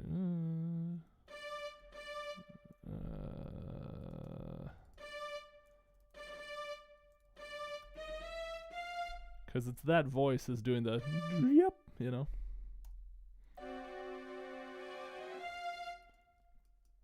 I don't know. Yeah, it's quicker than that though. Maybe I should just leave it as like grace notes, because I could do like this, but I thought maybe I should specify which voice is doing the grace noting, but I don't think it matters that much. This is staccato though. Chord naming is about vibes. It really is.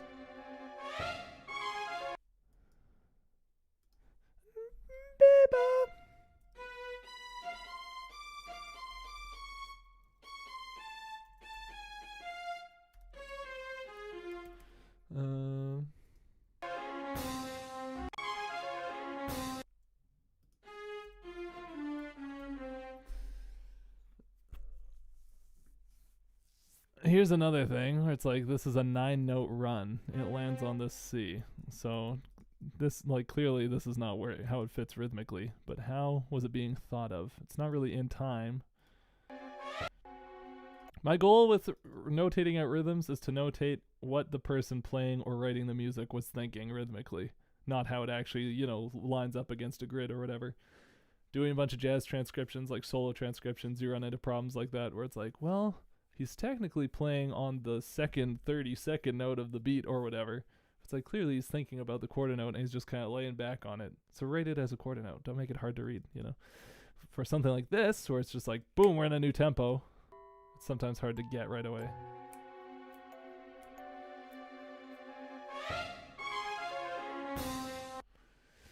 I might do like this, and then we can land on that C on the downbeat of a measure.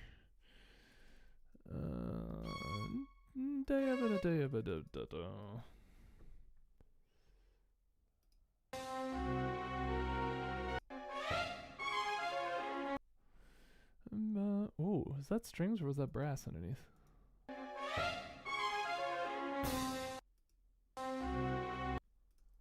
With these GameCube samples, it is hard to tell. gonna put just generic brass staff. Zelda forever! Let's go!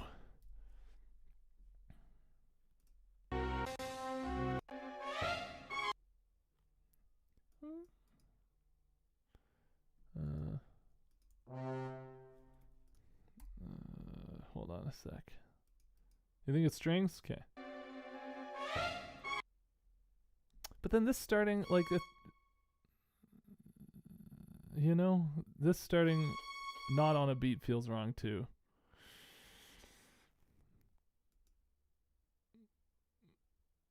You know what I might do? This is dumb, but I'm going to change this bar to what would this be? 13, 16. This will solve all my problems. Yep.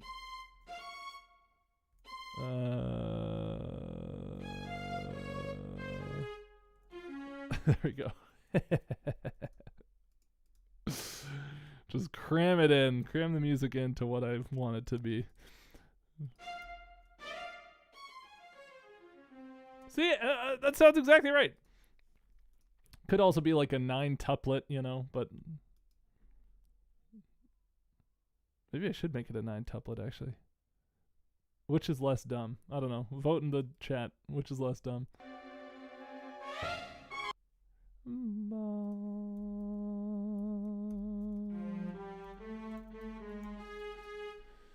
Okay.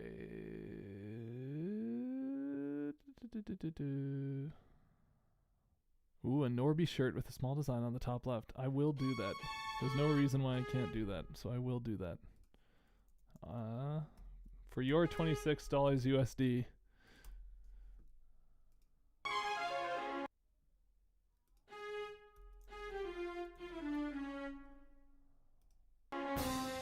Oh, wait a minute. Yeah, because it does like do this, like where these bottom notes line up with the top ones.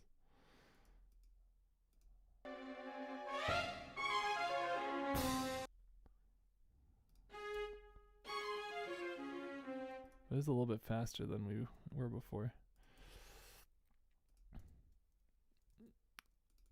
What should we put? 112, and then just write faster. Faster B.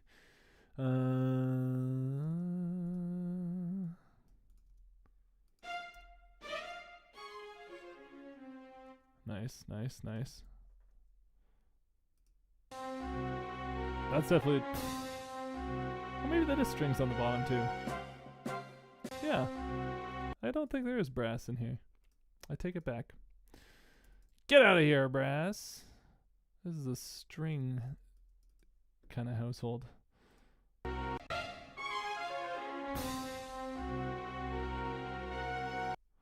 Boom, boom, boom, way. Faster. I deleted my faster note by accident. And we're going to go slower right away. And put it back in 4, or not back in, put it in 4/4 for the first time.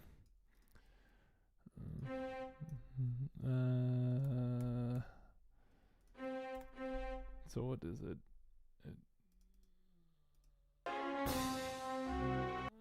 Like that sounds like a tuba on the bottom. But it could also just be bass, right? Like the more I listen to it, the more it just sounds like a bass.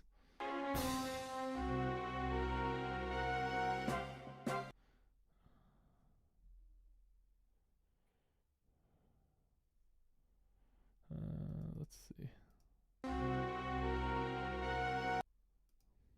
Ooh. Whatever.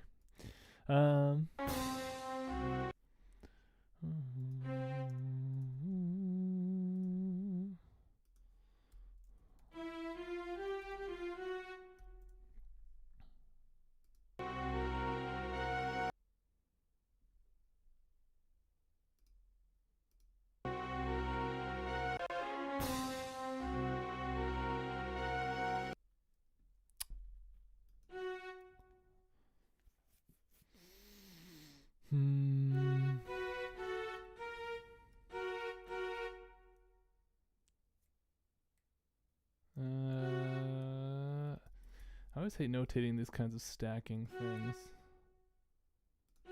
I just want it to be like this. I guess you just need like 4 different voices.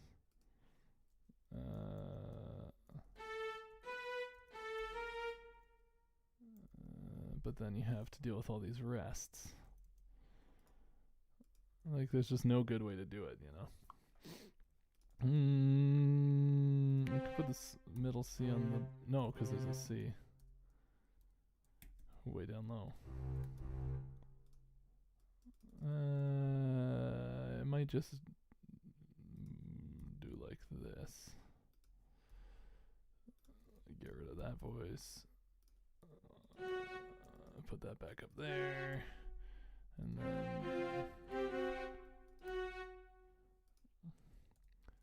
say not slower. Even faster.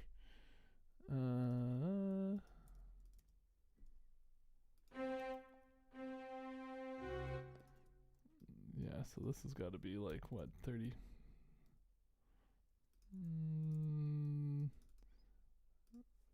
Even faster. Play a little fast and loose with the notation here.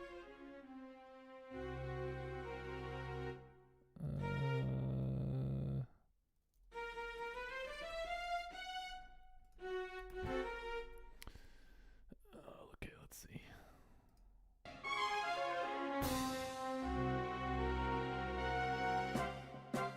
Actually, that flows into this groove way better anyway. Check it, check it, check it, check it, check it, check it, check it. So it's faster than this, though. What would it be? 44?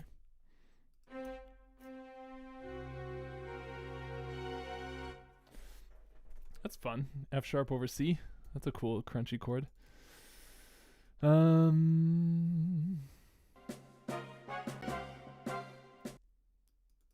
I hear what you're saying. There's a horn in there somewhere. But it's like a weird, like, why would it be all strings and then one horn middle voice? Like, does it make more sense that the string sample just sounds kind of like a horn? Is the horn in my left ear and I'm just going deaf?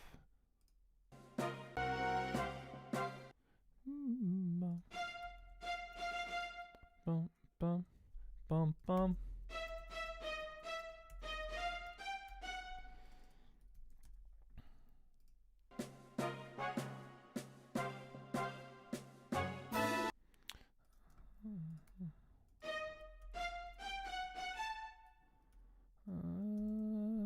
Bum, bum.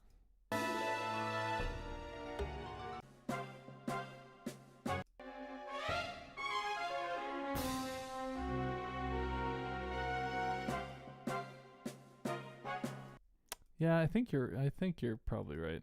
I think brass is just kind of doubling everything the strings are doing at that point. Okay, I'll bring back the brass. Bring back the brass. And we'll do like this. Put the notes up here. Cello stuff can get hidden. Brass can get hidden here.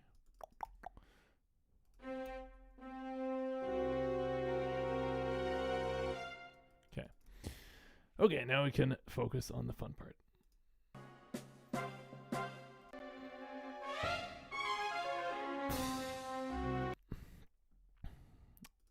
And there is...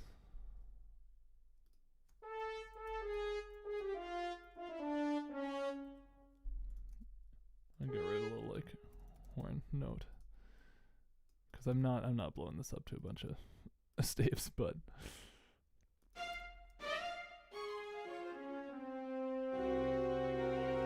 sounds good. It's not quite fast enough though, is it?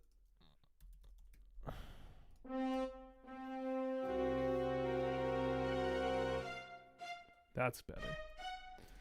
Bum, bum.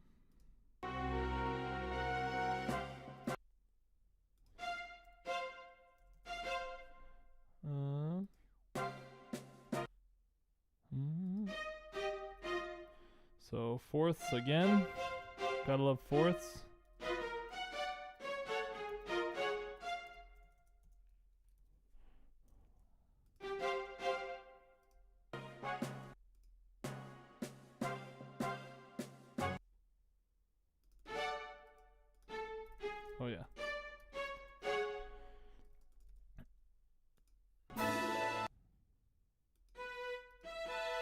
Nice, nice, nice. It sounds like we got some harp going on there too. All of a sudden.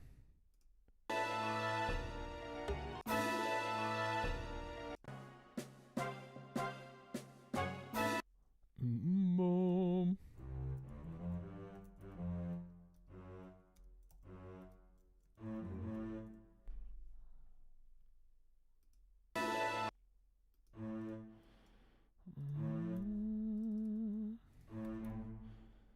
What does the bass do?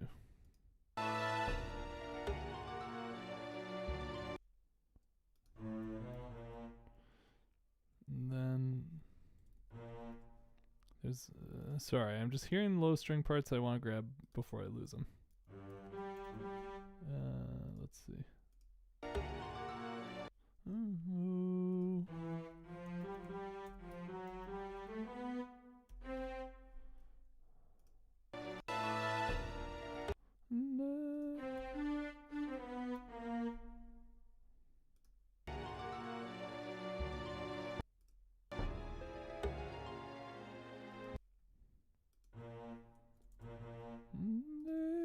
That's cool. Augmented triad.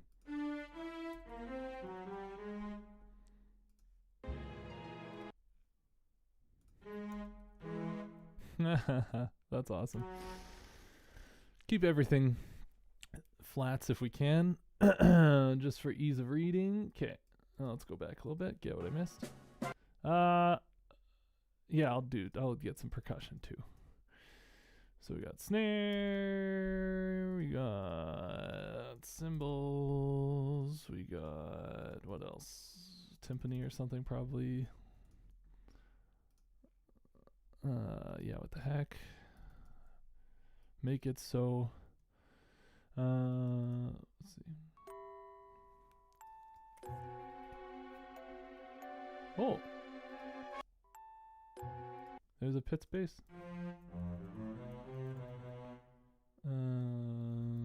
Pits.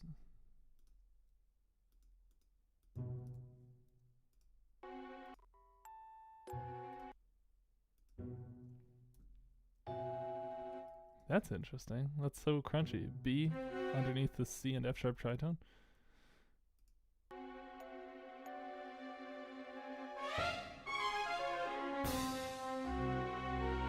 Then I gotta mark this as Arco.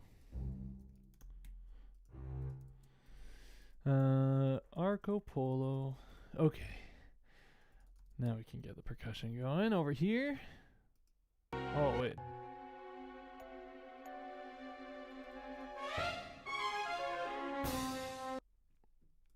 Okay, there's definitely bass drum.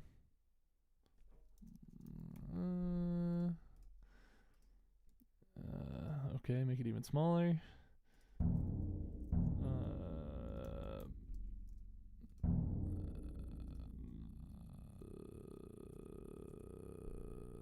Whatever, that's just what it is.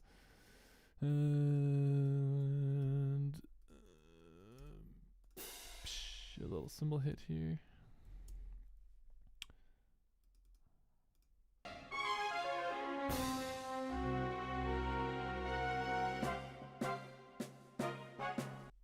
Okay, and then here we have to dom, dom, dom. What was it? It's something like this. The snare's doing pretty much the same thing.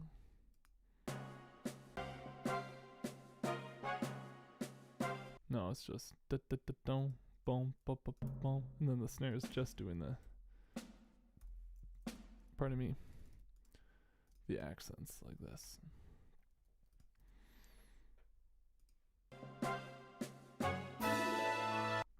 I see. But then we gotta get that cymbal on beat too. Oh my goodness, there's a lot going on here.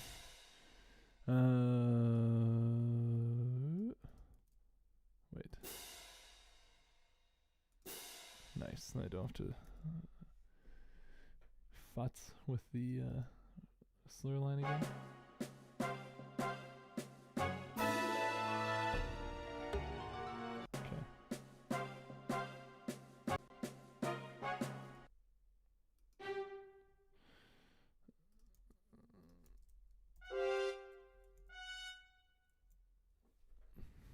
on. Hold on a second here.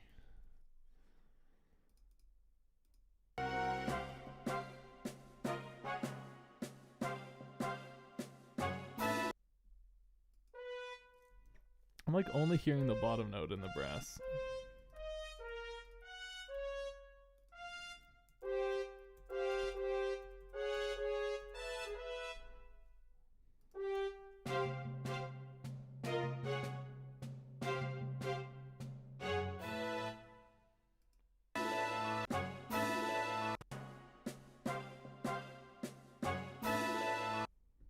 Am I wrong?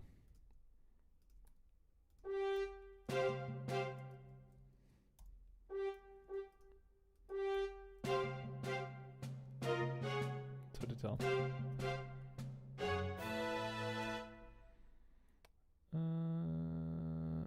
All right. I'll take your word for it. Why not? Yeah, that also sounds nice. So, okay, let's see.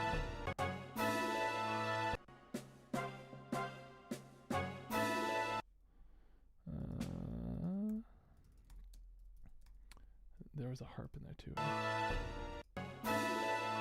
Man, okay, let's get the harp in there now. There's a lot going on in this piece. Make it even smaller. We're not gonna be able to see. You could fit this score on a grain of rice when we're done. So what's the starting note of the gliss?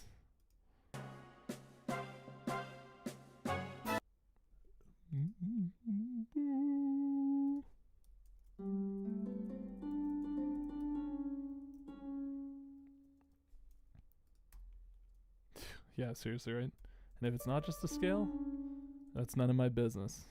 You know, I'm not. It is in the score because I'm not. You know, slow down to 10% speed.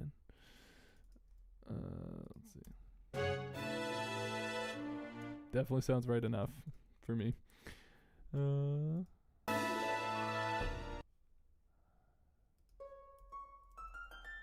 What was the high note there?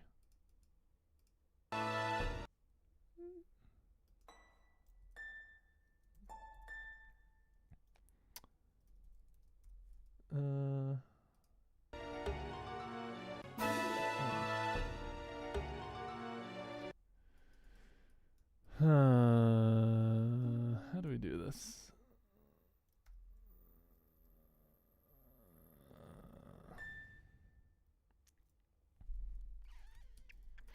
There's not an easy way to put an ending point on the gliss, because if I like tie this, you know, if I try and do something like this, whatever, no, this was, you know, like that's the end point. Well, now if I try and make a gliss from here, it's gonna gliss to this D, you know?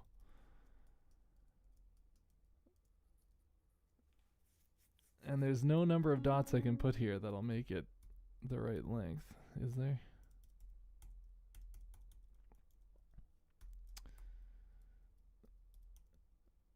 Yeah. Well, but the harp starts glissing again on beat 1 of the next bar, right? So I can't just...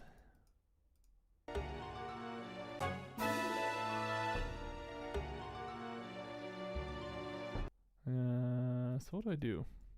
I mean, I could make it so it doesn't sound right and just do, like, gliss. Oh, you can't even. I was just going to crank it, point it upward. You know what I'll do?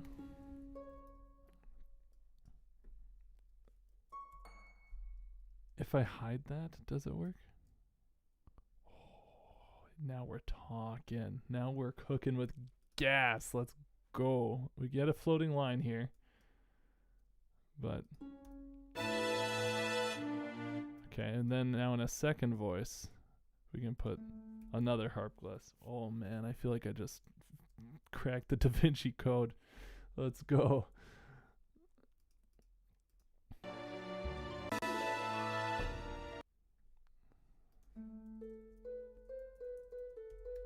Yeah, it's kind of going up. that like a whole tone thing?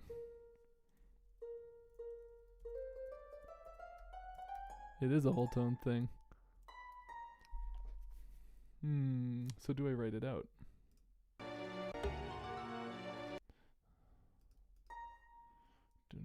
Well, what's the rhythm vaguely? Would it fit into like it's like kind of like six tuplets, you know, six tuplets, or like no, what do I want here?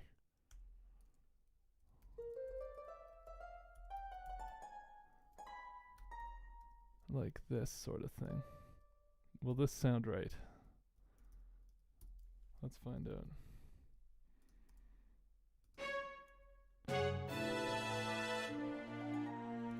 Yeah, because where does it end? Does it end that fast?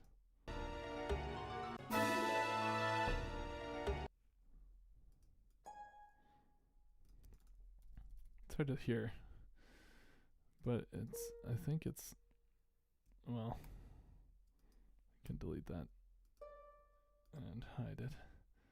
And send this up an octave. This kind of thing, you know? True. Q size them.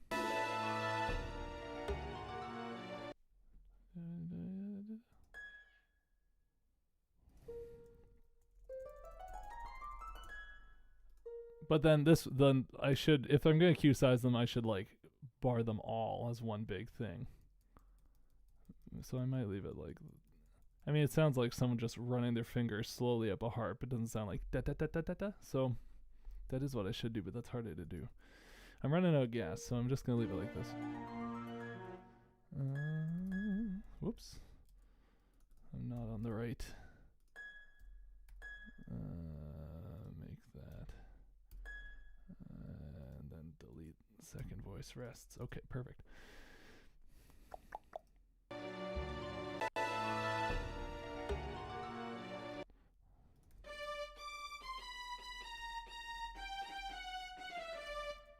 Yeah, of course it's a whole tone scale. We got the augmented triad happening right over top.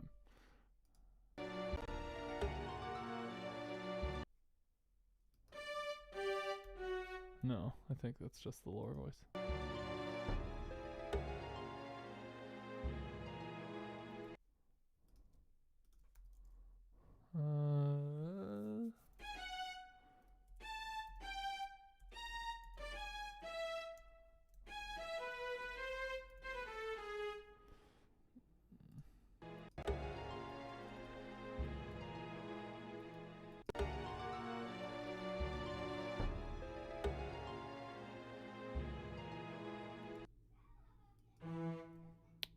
How did I mess that up? Why did I hear that totally wrong before?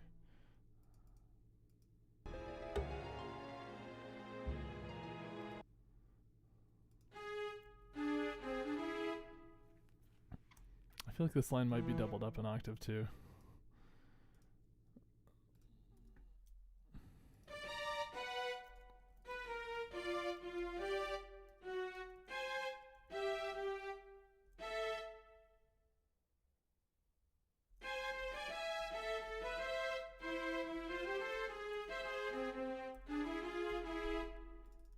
Does that sound better?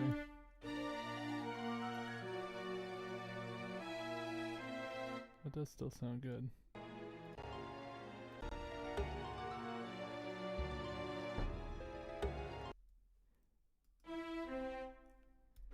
Oh, I messed something up here too.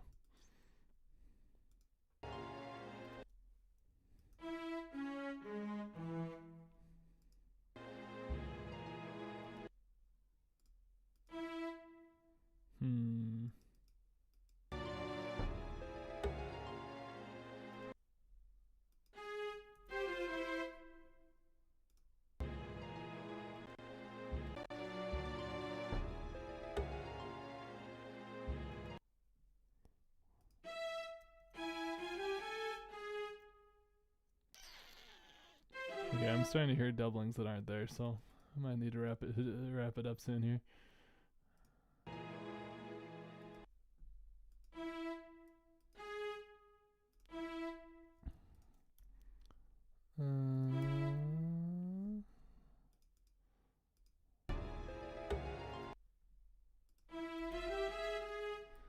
I'm definitely hearing like an inner, really quiet inner voice. I think it's doing that, and I'm not going to obsess about it. I'm just going to get this finished up.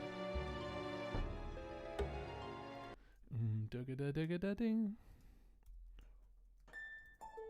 What note is that harp run starting on? Let's see.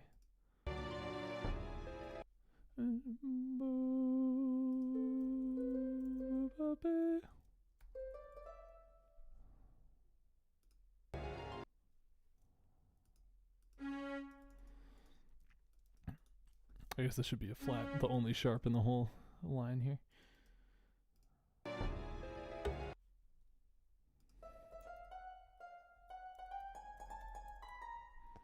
Let's see. Is that a whole tail thing? Hone tone? Is it a is it a whole tone thing again?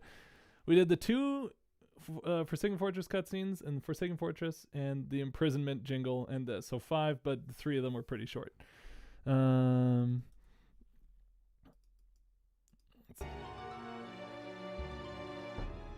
Oh, harp comes down a little bit.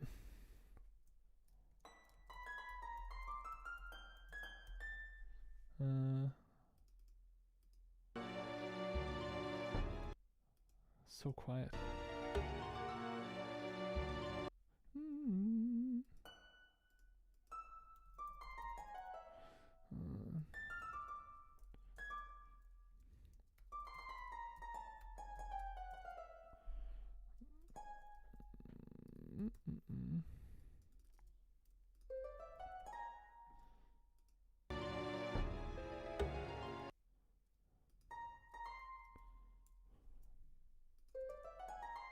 Sounds right.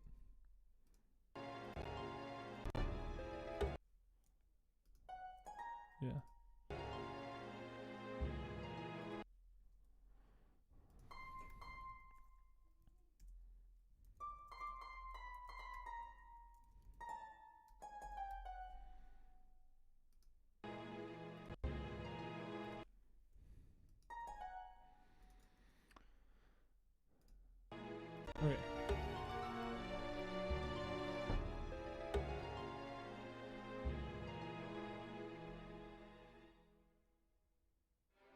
Okay. Okay. So these just fade out, and then there's a bar of silence.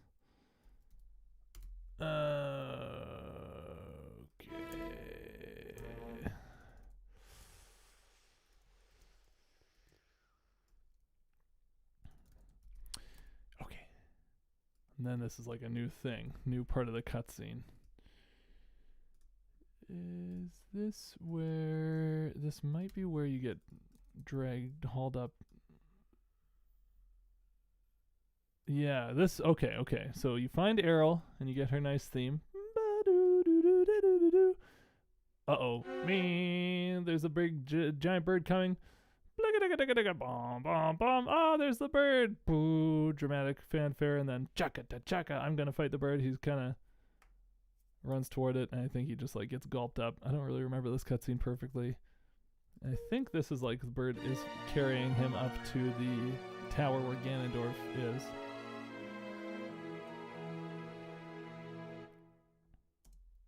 And then is this like Ganondorf coming out to be like toss him?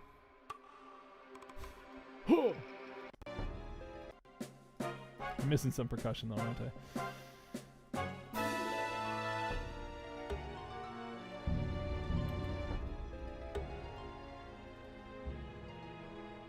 Oh wait, these are half notes.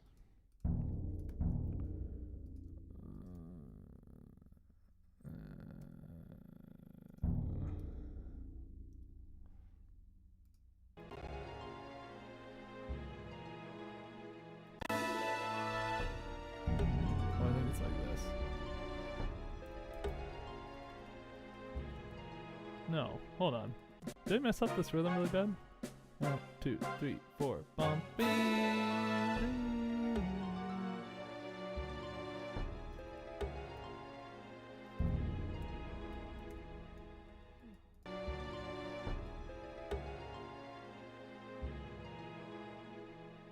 No, I didn't. Okay.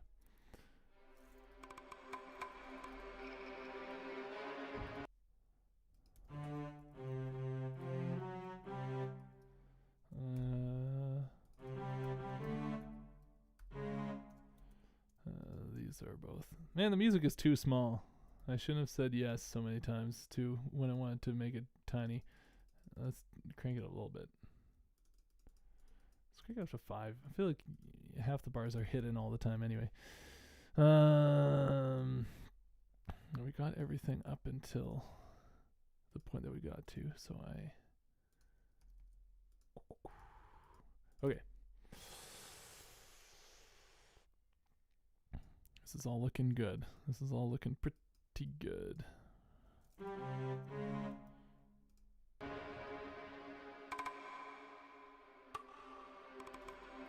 Do I put in the ha?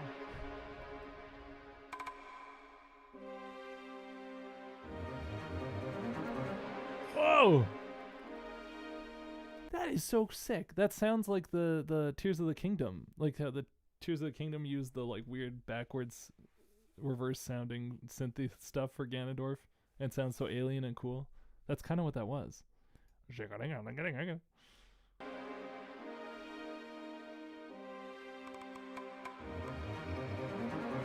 Like it is a cello, but it has that same vibe. That's cool. So that's like a tabla, right?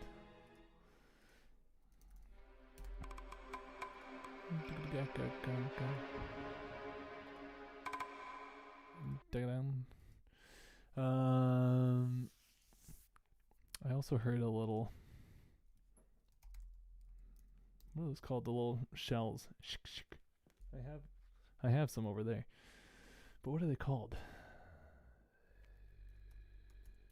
Jingly. I'll just do tambourine.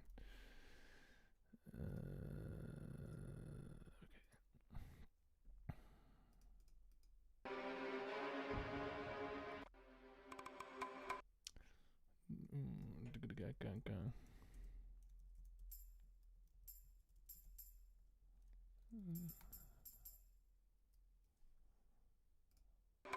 Oh, and this is freely again. So we'll say freely. And then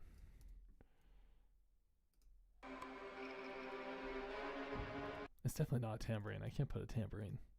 Oh, I'm so annoyed. I wish I knew what these were called. Unpitched percussion.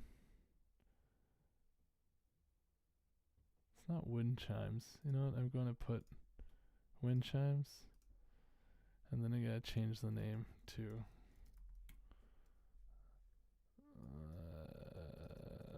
jangly shell thing. Okay, let's see.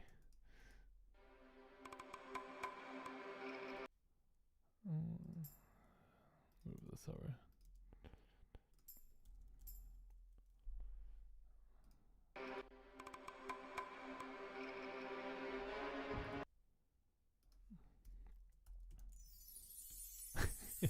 Not the right vibe, but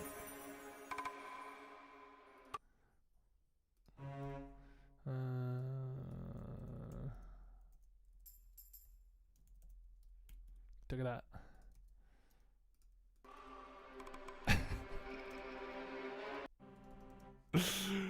Do I put a whole other instrument for a guy yelling? I guess I do. Let's do percussion, one line.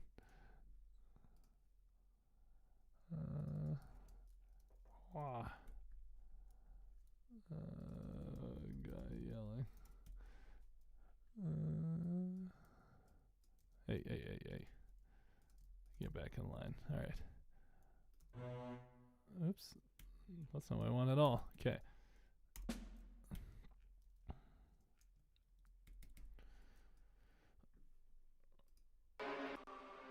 Alright,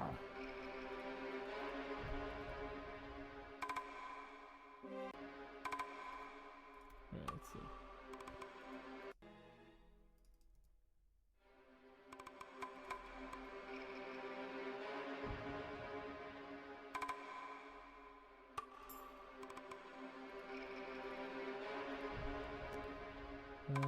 Hold on here.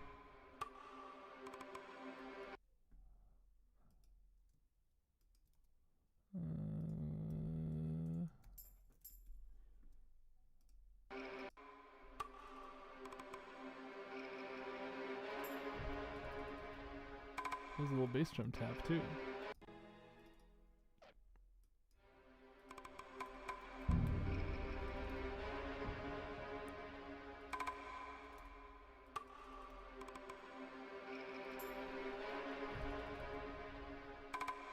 I'll show you exactly what I'm talking about. Hold on.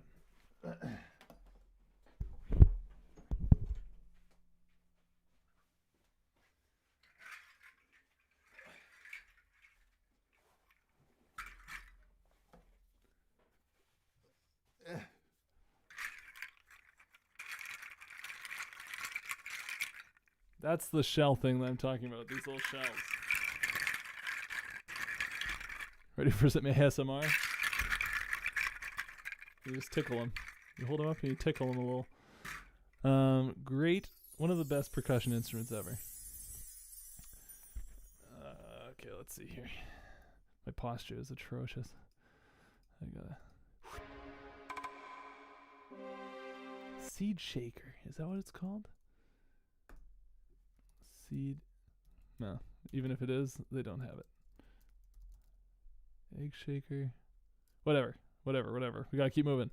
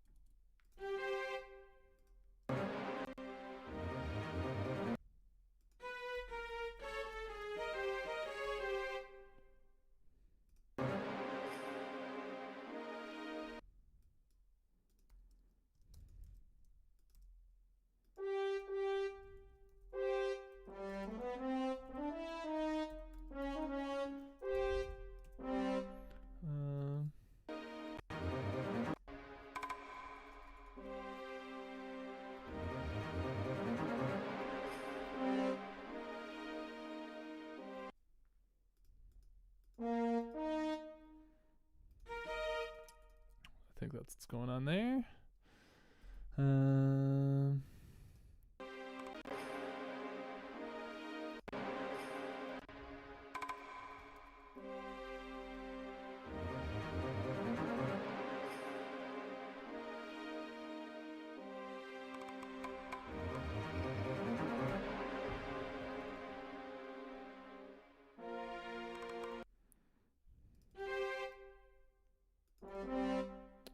Let's see.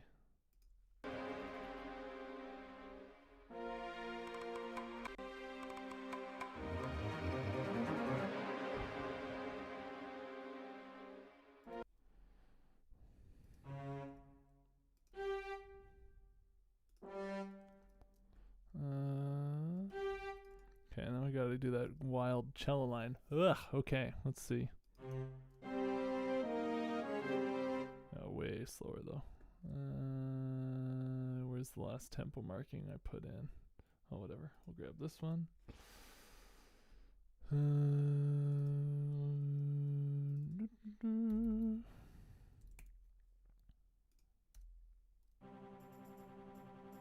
Right.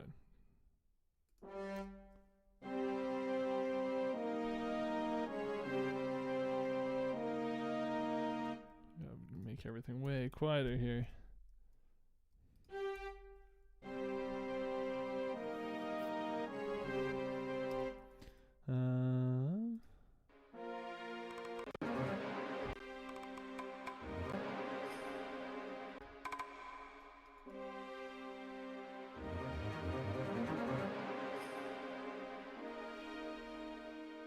What was the tambourine?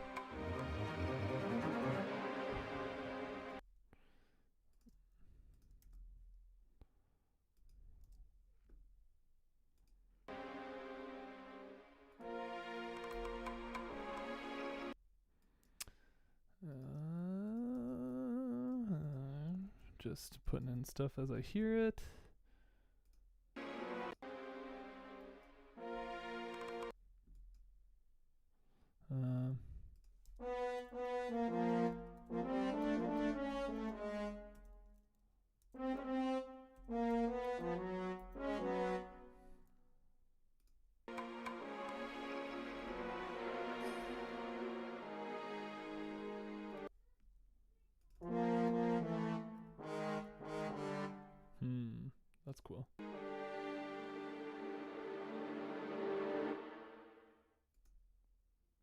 Oh, and that's it. Okay, cool.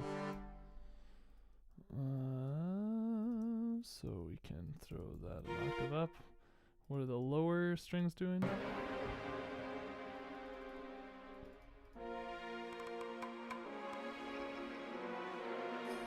Boom, dum.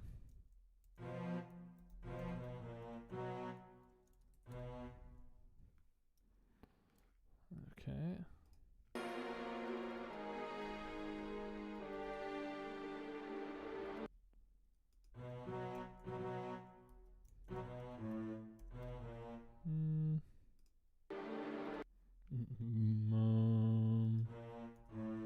It's like an A. What's above it?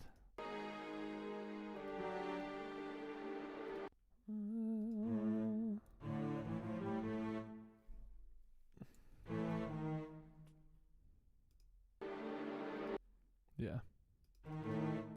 Nice. A stack of fourths with a tritone at the bottom. Okay.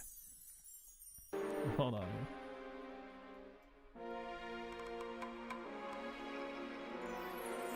Oops.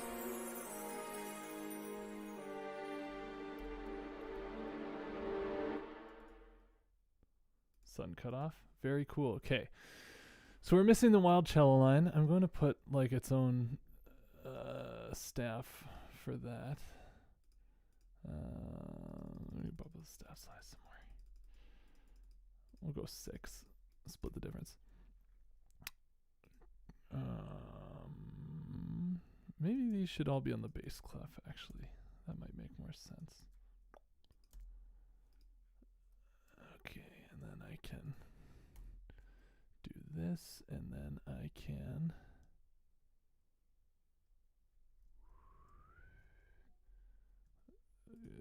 hide everything. Okay, we're almost done. We're very close. What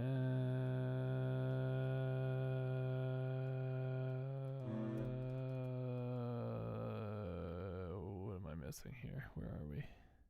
Oh yeah, the cello. Okay, that's right, the cello line. Okay, so I'm going to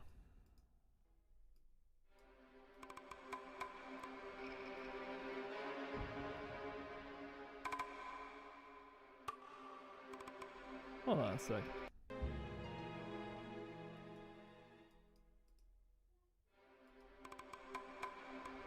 I think I added an extra 4 bars of this.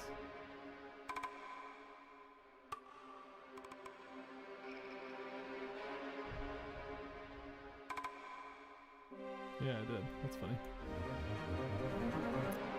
Okay.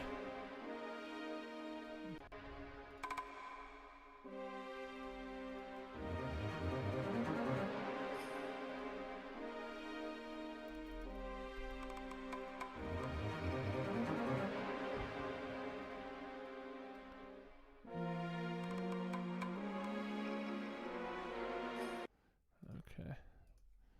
So like 2 tambourine hits in the whole piece. Let's see.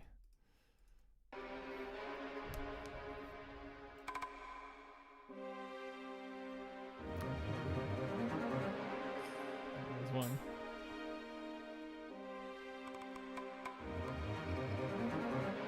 That should be there. Or no. Change the shell thing.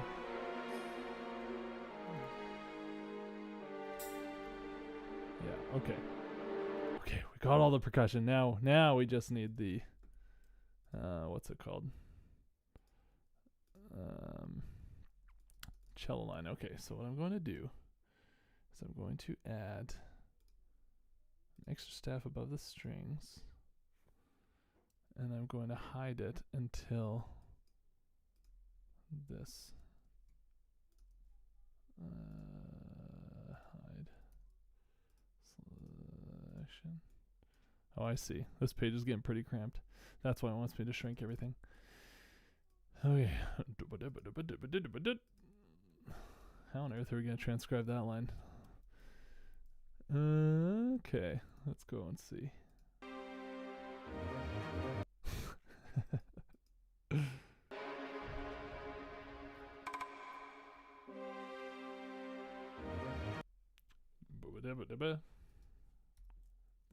Do.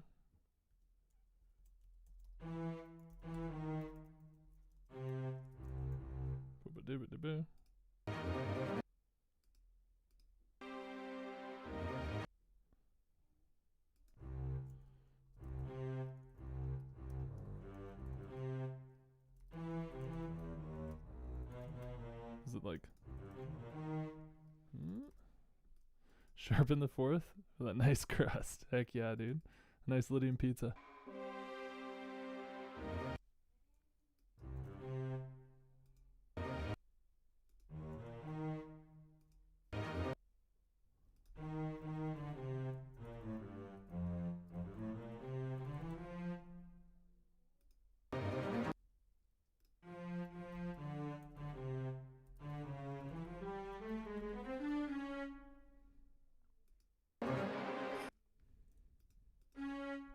It's not that high. Hold on.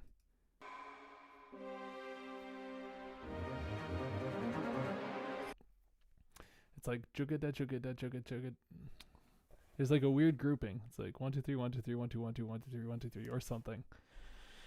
This would be one that would be helpful to slow down, but I can't slow down. I'm playing it in iTunes, so I can't slow it down. I don't believe. I'm gonna just make a note. Weird sounding cello.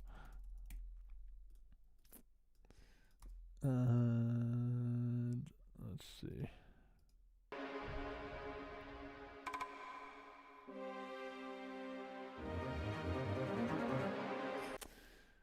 It's definitely like 6 tuplets though too.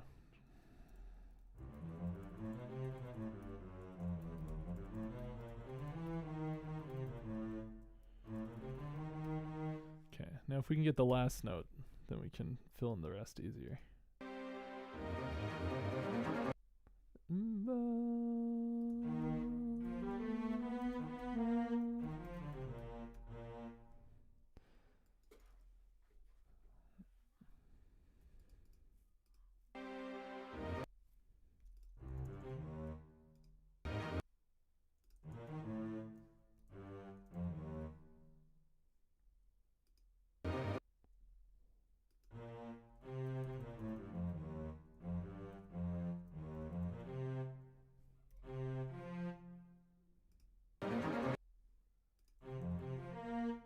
No, there's more notes. It might be 30-second notes.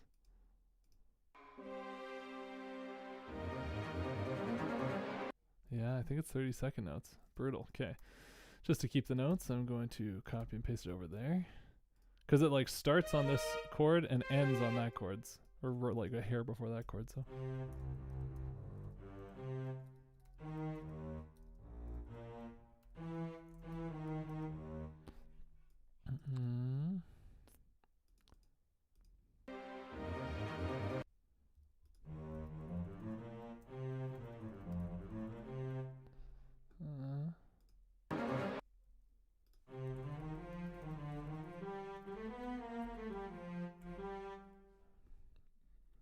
Let's see here.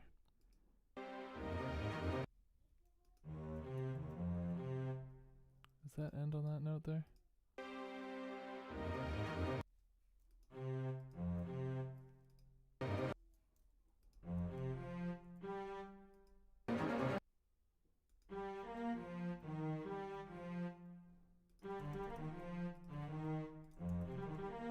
Yeah, something like.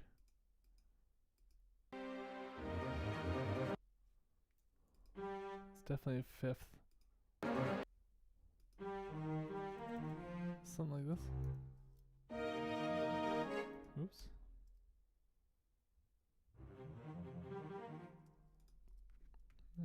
It's like, you know, not exactly right.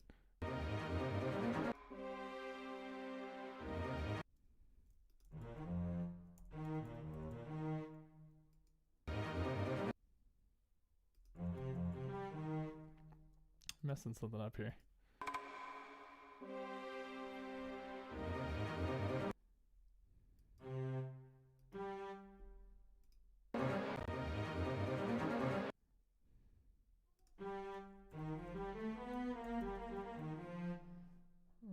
Let's check if those last 2 notes are right.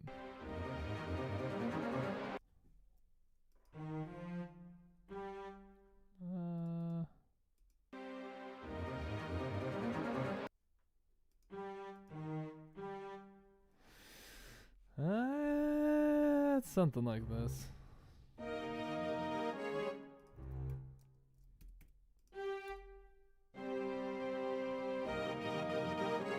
Oh.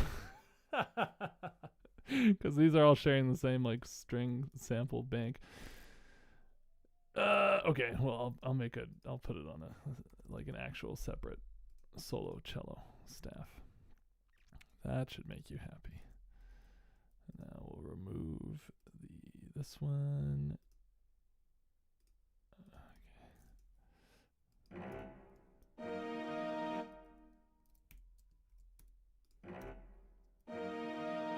Okay, I can't hear it at all. It's not right, but I feel like my ears are too tired to be able to get this right now.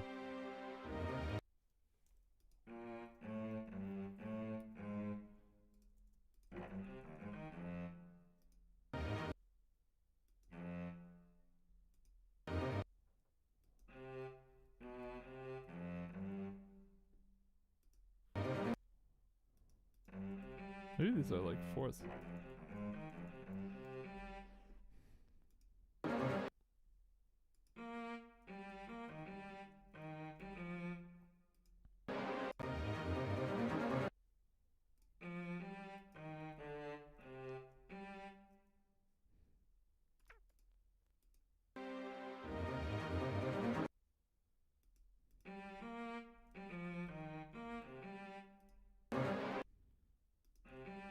That might be better. Let's see. Nah, it's something. I can't tell if the middle note of these 3-note groupings is a fourth, like, or a fifth. I feel like that sounds better, but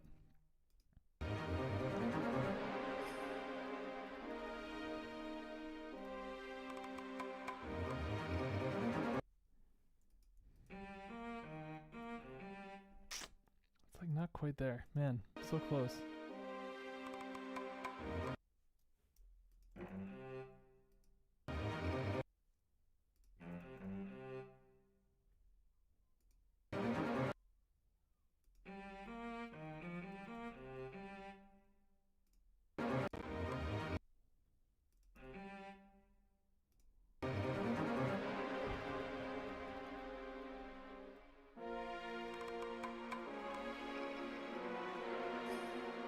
Okay, I might have to live with that for right now. Come back to that one off screen. Because that's the very last thing. Everything else is done. Let's give this a listen. Let's see. Let's give this a listen. Hide. Okay. Oof.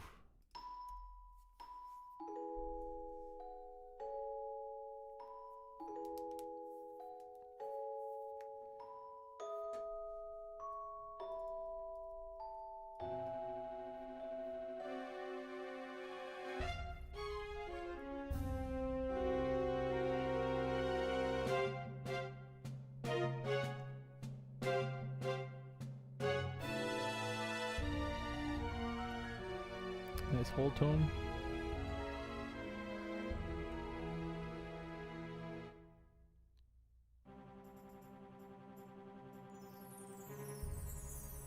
I'll supply.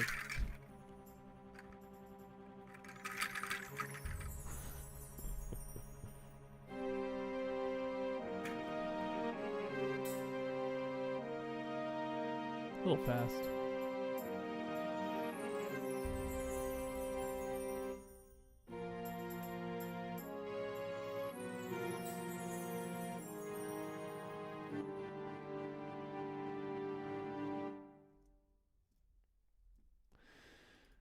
Not so bad. All right. That's all I got for today. Thank you so much for coming to the stream. Appreciate it. Tune in next week, next Wednesday, for another Wind Waker Wednesday. I'll try and keep up this pace. Yeah. Thanks for tuning in, and I'll see you all next week. Bye-bye.